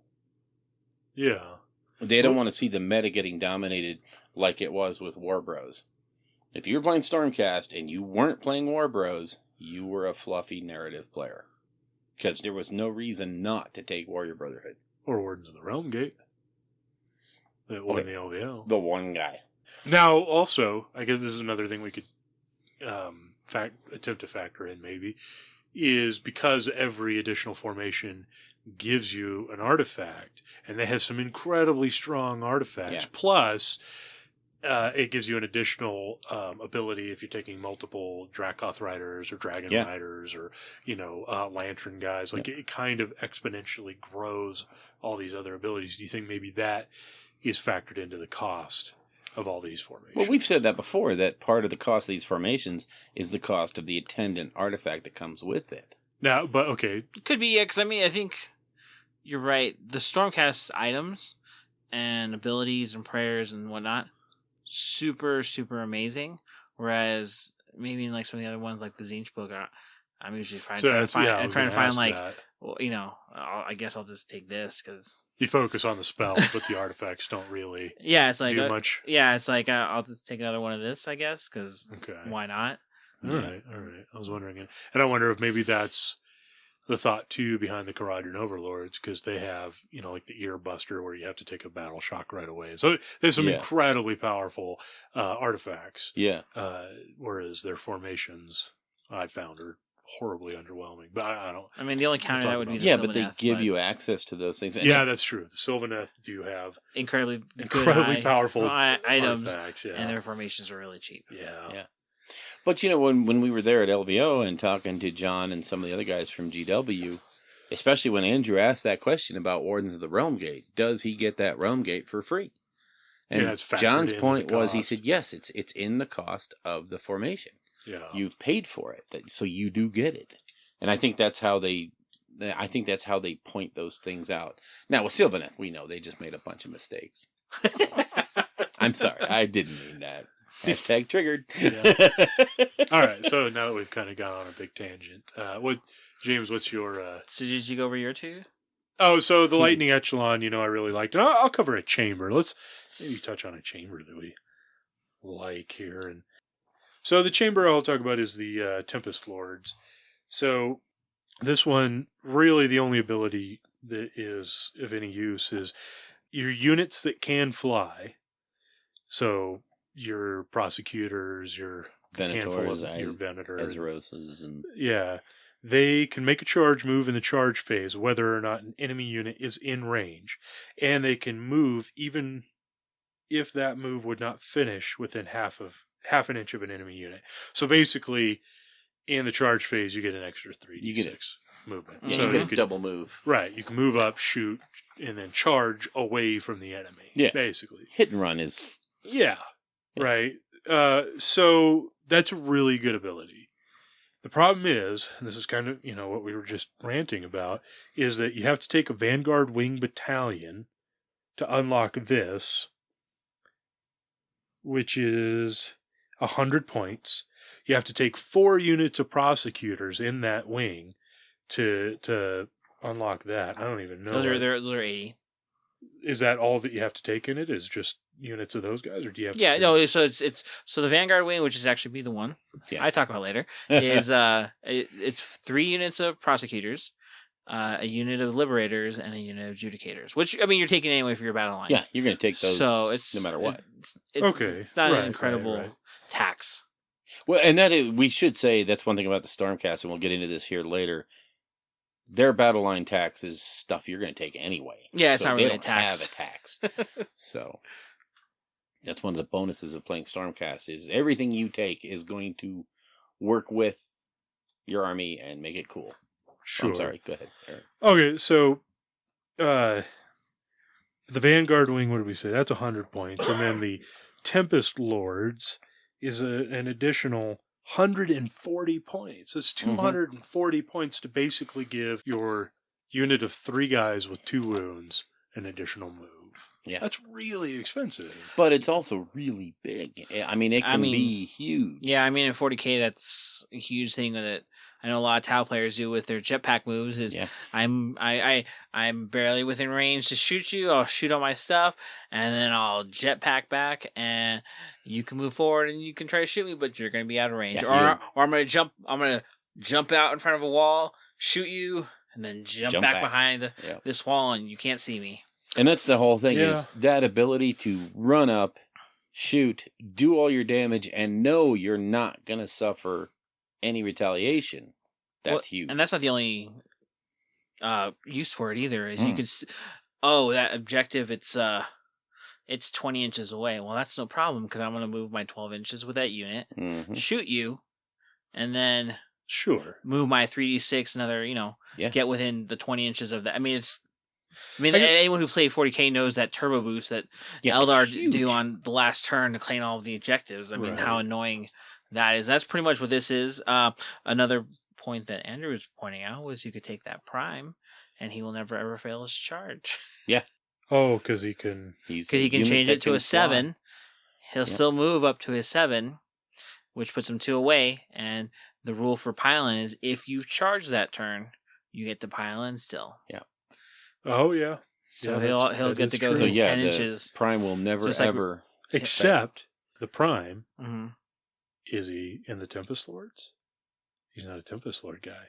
No, he can. No, he's a Hammers of Sigmar model. And the fluff. He's a Hammers of Sigmar model. He rolls around with Vandus and gets. Are you buying all the extra shoulder pads from GW and putting them on your? Right. If not, you get none of these rules. That's right. None of those apply if you don't have. If your army is not this shade of blue with those white bits, I swear all your rules. And I can scan the CMYK colors and make sure. Exactly. So, I'm gonna walk around my tournaments with a color wheel. Yeah, you know it. You have to.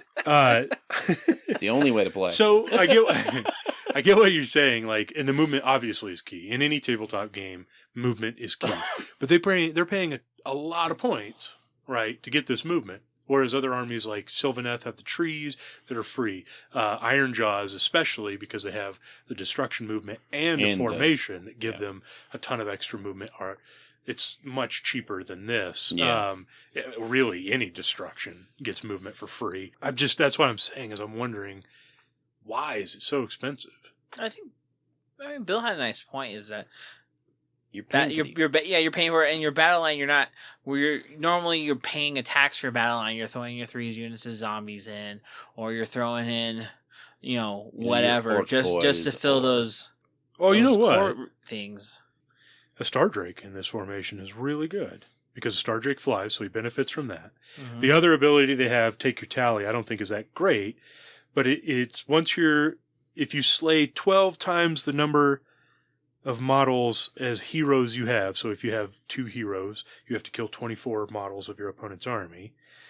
Your heroes in your army add 1 to their attacks and wounds. But if you're taking a Star Drake, that's really expensive. So you're not going to have a bunch of characters. Mm-hmm. So it wouldn't be hard for a Star Drake to start racking up an additional attack and wound. Well, and they're not the ones who have to kill him. You just have to kill them. You just have to kill those on the table. And then the one downside to a Star Drake is their command ability sucks because it only affects Star Drakes and Dracoths. Yeah, but unless you're building your army for doing a whole Dracoth army, which I've done. Whereas this gives you a different command trait, and you pick an enemy unit within 3 inches of within 3 inches, and you can reroll hit and wound rolls of 1 against that target. So he could just target him. He would always benefit from it. Mm-hmm. So really, that formation, I don't know though. I don't know if you would get a lot because a Star Drake plus this 240.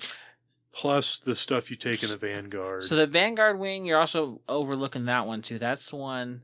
Actually, I'll get into that now. Yeah. Okay. Since that's the one I'm going to cover. That. Let's go into that. So that, like we said before, it's 100 points.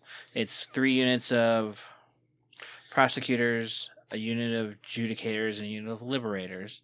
And what the formation does is it lets you teleport that unit of liberators around on the board. You can teleport it within, I believe, 5 inches of any of those prosecutors. Oh, wow.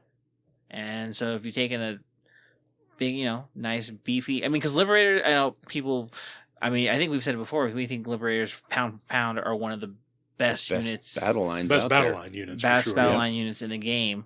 100 points for what they do is pretty incredible. And plus, you can take the big Grand Hammers with them. And one of the problems with Liberators, I think, in the past, with a foot slogging Stormcast army is they're slow, and by the time they get up there, they've been shot to pieces or whatever. Yeah, and you generally don't want to burn a teleport banner on Liberators. But with the ability to teleport them, and there's no restriction on this, so this could get you within that 3 inches of an objective. I mean, this is where you're doing the conga line shenanigans with them and putting your. I mean, and those hammers aren't too bad. No, I think you get 5 attacks between if you put on the champ and another guy. That's 5 attacks. Mm-hmm. That. And that's just from 5 of them. You could do a 10-man unit. Yeah. Well, no. Yeah.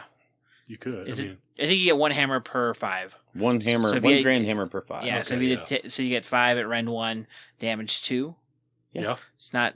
I mean, for a battle line unit, that's not too. It's not too shabby. Right. It's not too shabby. And then if they're within, and then the other thing is if they're within 8 of the Vanguard wing Of the prosecutors. of the prosecutors that dropped them, Mm-hmm. any rolls of 6. Make 2 wound rolls. You make 2 wound rolls, exactly. And Liberators have that special rule. So if you're going against Laylo the Tyrants, it gives you what, +1 to hit? Yeah. Means you're generating extra hits on 5s, extra wound rolls on 5s. And if you land within 3 inches of that Star Drake, like I was saying, you'd get to reroll 1s to hit and a wound. So you'd be hitting double. I mean, it's against Rerolling one thing, ones. but the Star Drake could charge a big unit. But yeah, you're basically And you're taking down doing- monsters and heroes. and you Lickety get split. Yep, and you get the same rule applies to those Judicators too. Yeah. If they're within 8 inches, I mean, if anyone who's played against Stormcast know that those Judicators are what really do the damage, and if you have all 3 units alive at the end of the game, you're probably in a bad position again if you've left them shooting you for 5 turns. Yeah. There's nothing wrong with putting 5 Judicators on an objective and then 3 of the Javelin prosecutors there to babysit them to give them the bonus. Mhm. Plus the Javelin dudes have some pretty solid shooting as well. 18-inch range. Yeah. So So I mean, yeah, it'd exactly. be hard to shift them off of an objective. objective. Because they don't suck in combat either. Mm-hmm. So I mean, plus with that ability that we're talking about, I mean, you can move them up, so they're still within 8 inches of those Judicators, and then use that movement to move them back within it. Yeah. At that time, because just in the shooting phase when they have to be within 8 inches of it. So Nice. So I mean, there's a lot of. I think the Vanguard wing is going to be one of my favorites because it kills 2 of your battle line requirements right there. Yeah. In that formation. yeah. Unit Liberators, Unit Adjudicators, and 80 wing prosecutors with javelins are never a bad choice. Yeah, it's Right. never a bad Right. thing to have. Yeah. So that's one of my top picks. The other top pick is going to be my tried and true Fulminators. Oh yeah. They're in contention with my favorite models too, but I always throw my Fulminators in there. I think I always hear people talk about the concussors for the Dracoth Cav. I've always found the concussors lackluster. Yeah. They don't. What makes the Fulminators pretty awesome is I really like their breath attacks. Mhm. Yes. Whereas the concussors and the desolators with their breath attacks, it has a longer range, but it's so dicey. Yeah. I mean, it's a 4+, so it's kind of like maybe you hit, maybe you don't. Whereas the Fulminators it's shorter range, 6 inches, D3 shots apiece. If you just hit on a 3+, mortal wound. Yeah. So, I mean, anytime you're rolling more dice is always better. And then plus, if you're in combat, if you're basically within 3 inches, it goes to 2 mortal wounds. Mhm. And that's where I think the Fulminators really shine, is because they have the big glaives that when you charge do 3 damage. Yep. And then after they're done charging, they do 1, which looks like a really big negative. But then you got to remember they got those breath attacks pumping out those mortal wounds, and that's really where the real damage comes in. So it's like, so if you charge someone, you're doing 3 damages with the lances, and possibly some mortal wounds with some breath coming in. And then if you do get charged yourself, when it's your turn, you're going to be pumping out some mortal wounds there. I think I've heard some stories of 2 or 3 Fulminators taking down an Alarial in a single turn. Yeah. 18 mortal wounds. It's not that hard to, between all their hits and doing 2 mortal wounds apiece. Yep. It's not that hard to take her down. Yeah. 2 Fulminators or 4 Fulminators can go through whole armies. Yeah, and I mean, if someone doesn't have the right tools to deal with them, Sheet of Courts. Yeah. Yeah. Yep. With a nice staunch defender, they're just sitting there on a 2-up rerolling 1s all day. Just be like, okay, come at me. I don't care. I'm just gonna sit here and mortal wound you. And if you're like me and can roll 6s for Dracoths, to wound. You're doing D6 damage apiece with them. Yep. And they just pump out a ton of damage. The only downside is, I think it's... I know a lot of people prefer the paladins. That's just the easy button that people have been using. Well, it's because the Star Soul Maces are guaranteed. Yeah, that's Yeah. a guaranteed hit. Yeah, and you got more... The only downside to the Fulminators is they're just as expensive as the paladins, but you only get the 10 wounds as opposed to the 15 that you get with the But paladins. they're more survivable. Yeah. Far more survivable. It depends on what you're doing. So if you're doing normal attacks, Fulminators are definitely more survivable. If you're going against mortal wound output, the paladins are a little bit more survivable just because they have the more wounds to absorb and take. Yeah, I suppose. I mean, 6 wounds to either unit, I think, has about the same effect. 6 wounds to paladins is going to pull off 2 of them, and 6 wounds to a fulminator unit will kill one of the fulminators. So, really, does 1 fulminator equal 3 paladins? But then you're still keeping all those Star Soul Maces, and there's the... Sure. Yeah, is the They could issue. potentially do 2 mortal wounds. Yeah. Or 6, which 1 fulminator could do just as well. Mm-hmm. Right? And the 1 fulminator is still more survivable and more maneuverable. So... It's just the mortal wound, like the sheer number of mortal wound output, whereas... Yeah. I'd still put my money on fulminators over paladins. Yeah, I mean, I can see that for sure, but still one of my top picks, I'd say. Yeah. Actually, the paladins are cheaper. They're- Right? they're- 5 protectors is 200, whereas Two- fulminators are 240. 240. Yeah, so Yeah. you're paying a little bit more for them. Yep. All right, Bill. So I'm going for a combo of Ether Wings and Vanguard Raptors of your particular flavor. I think the combo between the 2 of those units is so interesting, with the Ether Wings giving you the ability, if they're within 12 inches of a friendly unit of Vanguard Raptors, they can immediately move at the beginning of your charge phase. Of course, Ether Wings by themselves can retreat and charge in the same turn. So they're doing that whole shenanigans where they're just running about the board. You're engaging them. They're disengaging at will. Okay, folks, sorry about this brief interruption. At this point in the recording, we got some very strange popping noises, and I wasn't able to edit them out of this segment. I had to delete about 3 or 4 minutes of the recording. Apologize for how it just seems to jump from a subject to a subject, but there was nothing I could do. I had to get rid of it. It sounded terrible. There's a couple of other spots where you can hear some staccato popping. I left that in because there was a lot going on at the moment. So, sorry about this. Looking at Raptors that have either an 18 or a 24-inch range, doing all the damage that they do. Now, granted, the Hurricane crossbows don't have the rend or anything like that, but they have the 6 attacks, hitting on 4s, wounding on 4s. It's not too bad. But when you look at the long strike crossbow guys with the 24-inch range, 2 up to hit, 3 up to wound, rend 2 damage each. That with a unit of Ether Wings, you're allowing the folks to get into the combat. That's pretty darned awesome, I think. Yeah, I'm glad you touched on the Vanguard stuff too, because I think there's a ton of stuff you can do with those guys. Yep. Yeah, I think there's a bunch of untapped potential that we haven't seen yet. Yeah. There's definitely a lot In the of... Vanguard chamber? Yeah, there's a lot of movement shenanigans you can do, and that's what this game's all about, is movement. Well, really, even just with the Ether Wings, they have that ability. Like I said, I read before, at the beginning of your opponent's charge phase, any friendly unit of Ether Wings within 12 inches of a friendly unit of Vanguard Raptors can immediately move. So you're allowing that. I think they have there's a lot of potential in there to use those units in coordination with each other. You use the Ether Wings to basically shield your fluffy little shooters. And then when they're done forming the shield and making sure that no one can get to them, they just move away so that they don't take any damage. And then, like you said, with the movement shenanigans in the Vanguard wing and all that stuff, there's lots of things in the Stormcast army that allow you to take that whole group of units and plop them somewhere else, especially in the Vanguard. So if you start bringing in the Lord Equilar on that, now all of a sudden he can just take that whole group, the Ether Wings and the crossbowmen, the longbow raptors, and move them to another place on the board where they're just going to continue to pound you with a 2 to hit, 3 to wound. They're deadly.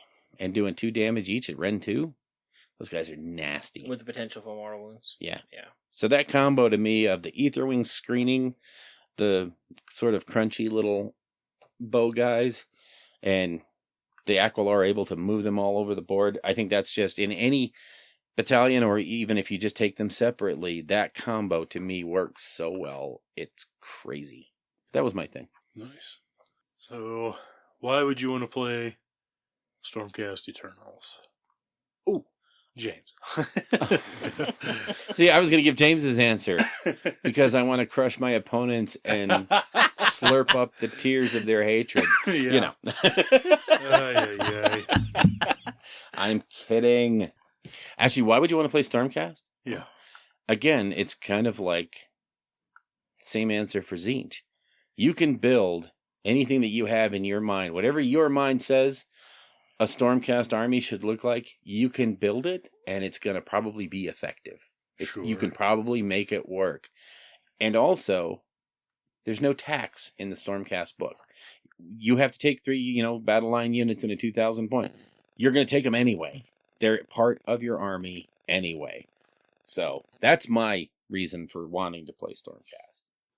They're just, you can make it look however you envision it to look, and it will be your army, and it will scratch your need for fluff as well as being competitive on the tabletop. Nice. Yeah, there are no bad units in this whole book. Right. I don't think. No. Even all the characters are solid. Some of them are, Well, better there than is the others. Night Questor.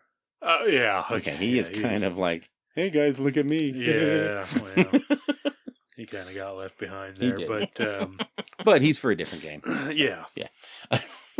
So, but yeah, I mean, everything in this book is viable, which is Mhm. fantastic. So that just means that, if you're a competitive player, there's, a ton of options in here for you to use. And then if you're somebody who just likes the way the army looks, you can just build, buy the units you want and paint them and put them on the table, and you're good. Yeah. Really, I mean, it'll work. Yeah, you can just basically blindly buy the things you think look cool. And when you put it together, it'll be a good army. Mm-hmm. So, Well, I was actually just having this discussion with the new guy in our group last night because he has the Stormcast and he bought. This is pretty much just the starter set with some extra retributors thrown in. Yeah. So he has a unit 5, and I was telling him, because he doesn't look like he's done some painting before, so he tried some stuff on his own, which is actually pretty good considering. I told him about Duncan's videos that'll change his life. Yeah. Once you learn the 2 thin coats, you will be a But different yeah, man. so he didn't know about washes last night. Walked him through that, just I guess he bought some stuff off eBay, and it was pretty much spray it gold, you give it a nice wash of Agrax Earthshade, paint some blue shoulder pads, and you got a pretty good looking army. And I think that's one of the strong points of Stormcast, why you'd want to play them. I mean, if you want something that's easy to put on, easy to do, and quickly, and for it to look good, you got it. If you want to pull Les Martin and turn out amazing Stormcasts that are, winning painting tournaments, you can do that too. Yeah. I mean, I think that's the really good strength of them is they're simple enough for anyone that wants to just get on the table quickly, put in a decent amount of effort, and they'll look really good. Or if you want to crank it all the way up to 10, you can do that. So have we covered Stormcast pretty much? well, do we want to talk about like some tips on how to play against them, or Sure, if you want to. don't? Yeah, No, I was I'm going to just say, kidding. just throw your dice into a pile and say, screw you, I'm not playing this game. No, so obviously one of the biggest things to watch out for is that their army trait is that they can put units in the celestial realm, and then every turn they roll for those units, and on a 4-up, or is it a 3-up? It's a 3-up. 4-up. 3-up. 3-up. 3-up. They come down anywhere that the Stormcast player wants, as long as it's 9 inches away from an enemy unit. So it sounds really good on paper, but from what I've heard from a lot of Stormcast players is it kind of bites more often than not. I can Well, So I think part of it there is, as opposed to before, if you roll a 3 up, they have to come in. It's yes, not that's optional. true. You have to They roll for have to everything come every in. turn. So that's a big thing. So, and yeah, that can screw you. yeah. So you probably won't run into people utilizing that a whole lot. No, probably not much for anymore. I mean, because a simple way to do that is just space your guys out 18 inches, and Yeah, they're not coming anywhere near you. exactly. So the other things to watch out for would probably be the same effect, but coming from different sources. So like the Vexilor banner dropping, a big unit of paladins or even Dracoths or something like that next to your army, and that's guaranteed to go off anytime that your opponent wants it. So, you'll want to chaff and bubble wrap your units. And the Lord Aquilar bringing people in pursuit, so they're coming in from any board edge they want. Exactly. So if you haven't, that as well. If you're playing Taken Hold and you don't defend your own, expect to see an Aquilar and a bunch of ugly Vanguard-looking guys camping out your objective. Yeah.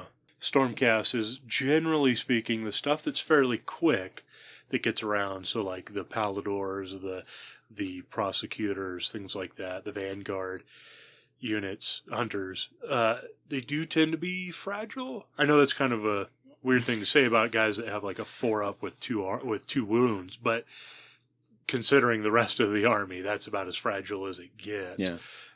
So the stuff that's going to be a little quicker and threaten your flanks and things like that isn't as tough. Really, I think the power is the army that kind of forms a great big turtle shell and just moves towards you, and there's very little you can do about it. Yeah, they're very good in the current meta, I think. Yeah, things like the Staunch Defender ability and just the Castellans giving out +1 armor save, the Mirror Shield on characters, things like that they're an incredibly resilient force. So the way you'll need to get around that, because shooting isn't really going to do anything, basic close combat isn't really going to do anything. What you need is either really high rend, or mortal wounds. Yeah, mortal wounds are the bane of any Stormcast army. Yeah. They have almost nothing, and the things they do have that defend against it are character. Per character. Would you say they're susceptible to mortal wounds?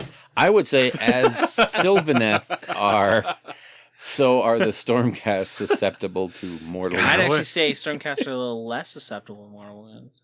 They got some items that actually give them like a 5-up or something. Well, one of these days they'll make an army that's not susceptible to mortal wounds. It's called death. Yeah, exactly. Yeah, well. Or flesh eaters. Yeah, flesh eater cards. So Ghoul Patrol. But that's something you always want to keep in mind when you're building an army anyways, is what kind of mortal wound output do I have? And if I don't have much mortal wound output, do I have high rend attacks? Because the days of just putting out tons of cheap attacks, it's going to work against certain armies still. But there's going to be more and more armies that are just unaffected by that. And Stormcast do not care generally. Like the whole Kharadron Overlords with tons of mortars. Yeah. Sorry, but Stormcast do not give a crap about that approach. And they're just going to march across the table, take all your objectives, and kill everything. They're going to take all your dwarves away and make you cry. Whereas, 20 dudes with the ether cannons that are Rend 2 do 3 damage, that is entirely different. That's going to blow through Stormcast. That's why Overlord players need to think outside the stupid 6 chemists and 20 grenadier box. Yeah. But that's a different discussion. Well, and the other thing you need to think about when you're playing against Stormcast is really controlling the zones around your key people, because like James was saying, with his Vanguard wing, you can drop those guys within 5 inches of the prosecutors that are delivering them. We're going back to the same Warrior Brotherhood shenanigans where you can then conga line right into, if you've left a gap in your screening unit, they'll snake right through it and they'll be in combat with you before you know it. And so you don't want to get surprised by that. Oh, I left just enough room. So now here's a whole bunch of Stormcast eating my insert hero here. Right. Well, they still got to be 3 inches away. They don't Right, get to but go- still, they're going to be there. Right. Short of a double one, they're going to be there. Yeah. And they're going to hurt you. Do we feel like we've discussed the Stormcast Eternals? I think we've done it better than any other podcast, yeah. Okay, maybe not. Yeah. We could have Elric start just reading the Battletome. That's true. Page Yeah, we one. haven't started at page, but that's the collector's edition one. So make sure you only read the part that's That everyone else paid for. They Yeah. don't get any of the special lettering. That's right. So, just before we close out, some upcoming notes about the next few podcasts. Our very next cast is going to be number 26. That number might strike fear in some hearts because it will represent the first full year of the podcast since we go every 2 weeks. Yeah. Stands to reason that 26 is the 1 year anniversary. Now, we're not going to be doing anything crazy great for that episode. It'll be a normal episode. But when we get to episode 30, we're going to have some we got some neat stuff lined up. Yeah. And we're going to have a giveaway contest again. We're going to have some interviews with some other hobby notables. So we'll give you more information on that as it comes. Other than that, do we have anything else to close off on? Rolling Bad Rumble's coming up. We're working on it. We're going to release that pack here. Hopefully by the time you're hearing this, Yeah. the pack will be up. That is August 18th, 19th? 19th and 20th 19th, 20th. Yeah. in Albuquerque.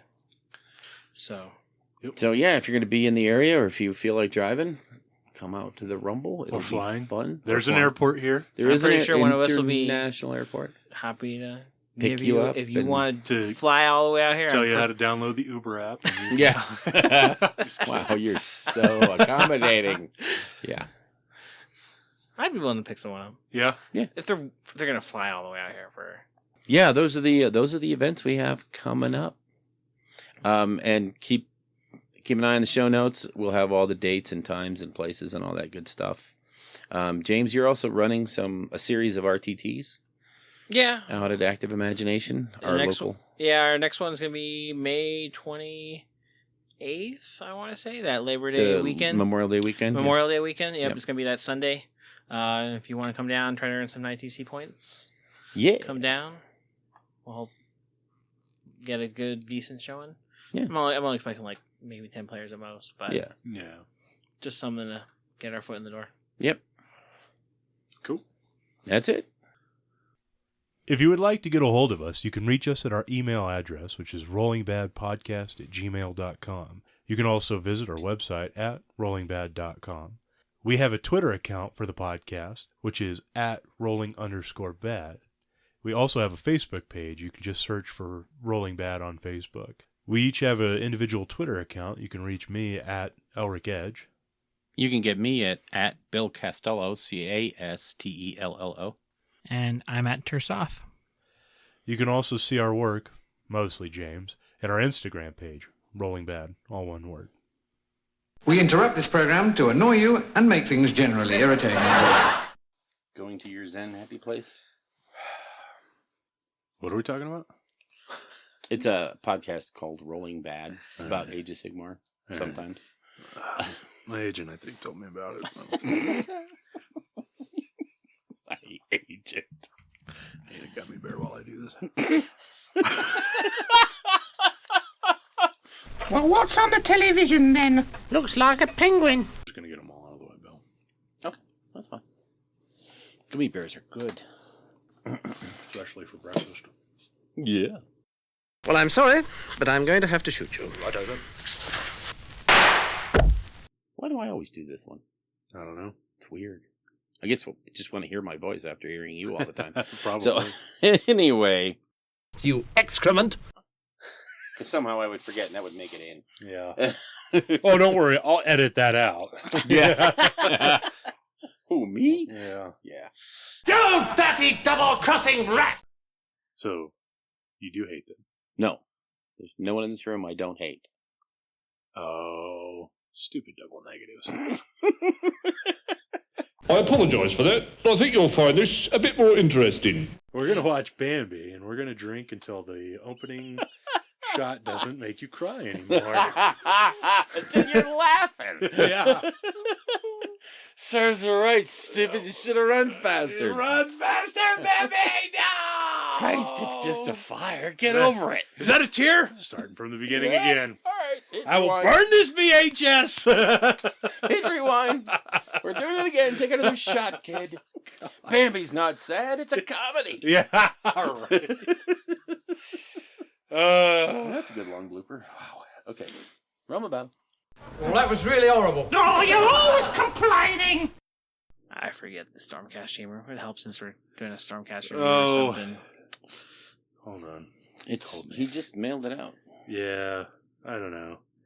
Guardians of the Lightning Host, Sigmar, Gelded. I don't know. Straight from Sigmar's armpit, I bring you the Golden Host. No. Let's see. F. James. Tempest Lords. Oh, there we go. Yeah. Tempest Lords. Sorry, going through my text messages. Bazinga! Someone didn't do their homework. I've never really. I mean, I've looked at the. Let me look at the damn book. It's probably easier to dig into that shit. On your phone? Oh, please. You can't see anything on your phone. Well, I didn't bring the book with me, Bill, because I didn't know this is what we were going to be doing. You sprung this on me last week, ambushed me with gotcha questions. We said we were going to do Corn Bloodbound. Yeah. And then you came over and said, oh, I didn't do my homework, so let's do something else that, incidentally, I haven't prepared for. So, Just putting the whole blame on me. well, yeah. You're such a snowflake. All right. I'm sorry, James, were you prepared for Corn Bloodbound? No, he wasn't. No. Ha! So I'm the only one that did the homework Yeah, that was you- assigned? Teacher's pet. Mm-hmm. All right, which one of these guys doesn't suck? Celestial Vindicators. Yeah, pretty much. I know Kung Fu. I wish I had a ruler where I could just slap his knuckles. On a 6, you can move or shoot. Pile in. It's garbage. Blessed weapons. Didn't he buy a Stormcast army just for... Well, excuse me, princess. In the beginning, there was Sigmar, and he hid like a little bitch. No, okay, never mind. That's not in the book. Oh, it's not... Oh, I thought it was. Okay, I'm sorry. And Elric told him, I don't need you. Yeah. You're holding me back, kid. No, just... Elric, you're holding me back, kid. Go back to your little golden throne. Yeah. Go look for your hammer. Finish him. I'll pick them up if they're really hot. Oh, great. Just great. Now we have to have... I'm sorry, could you send a picture before? Yeah.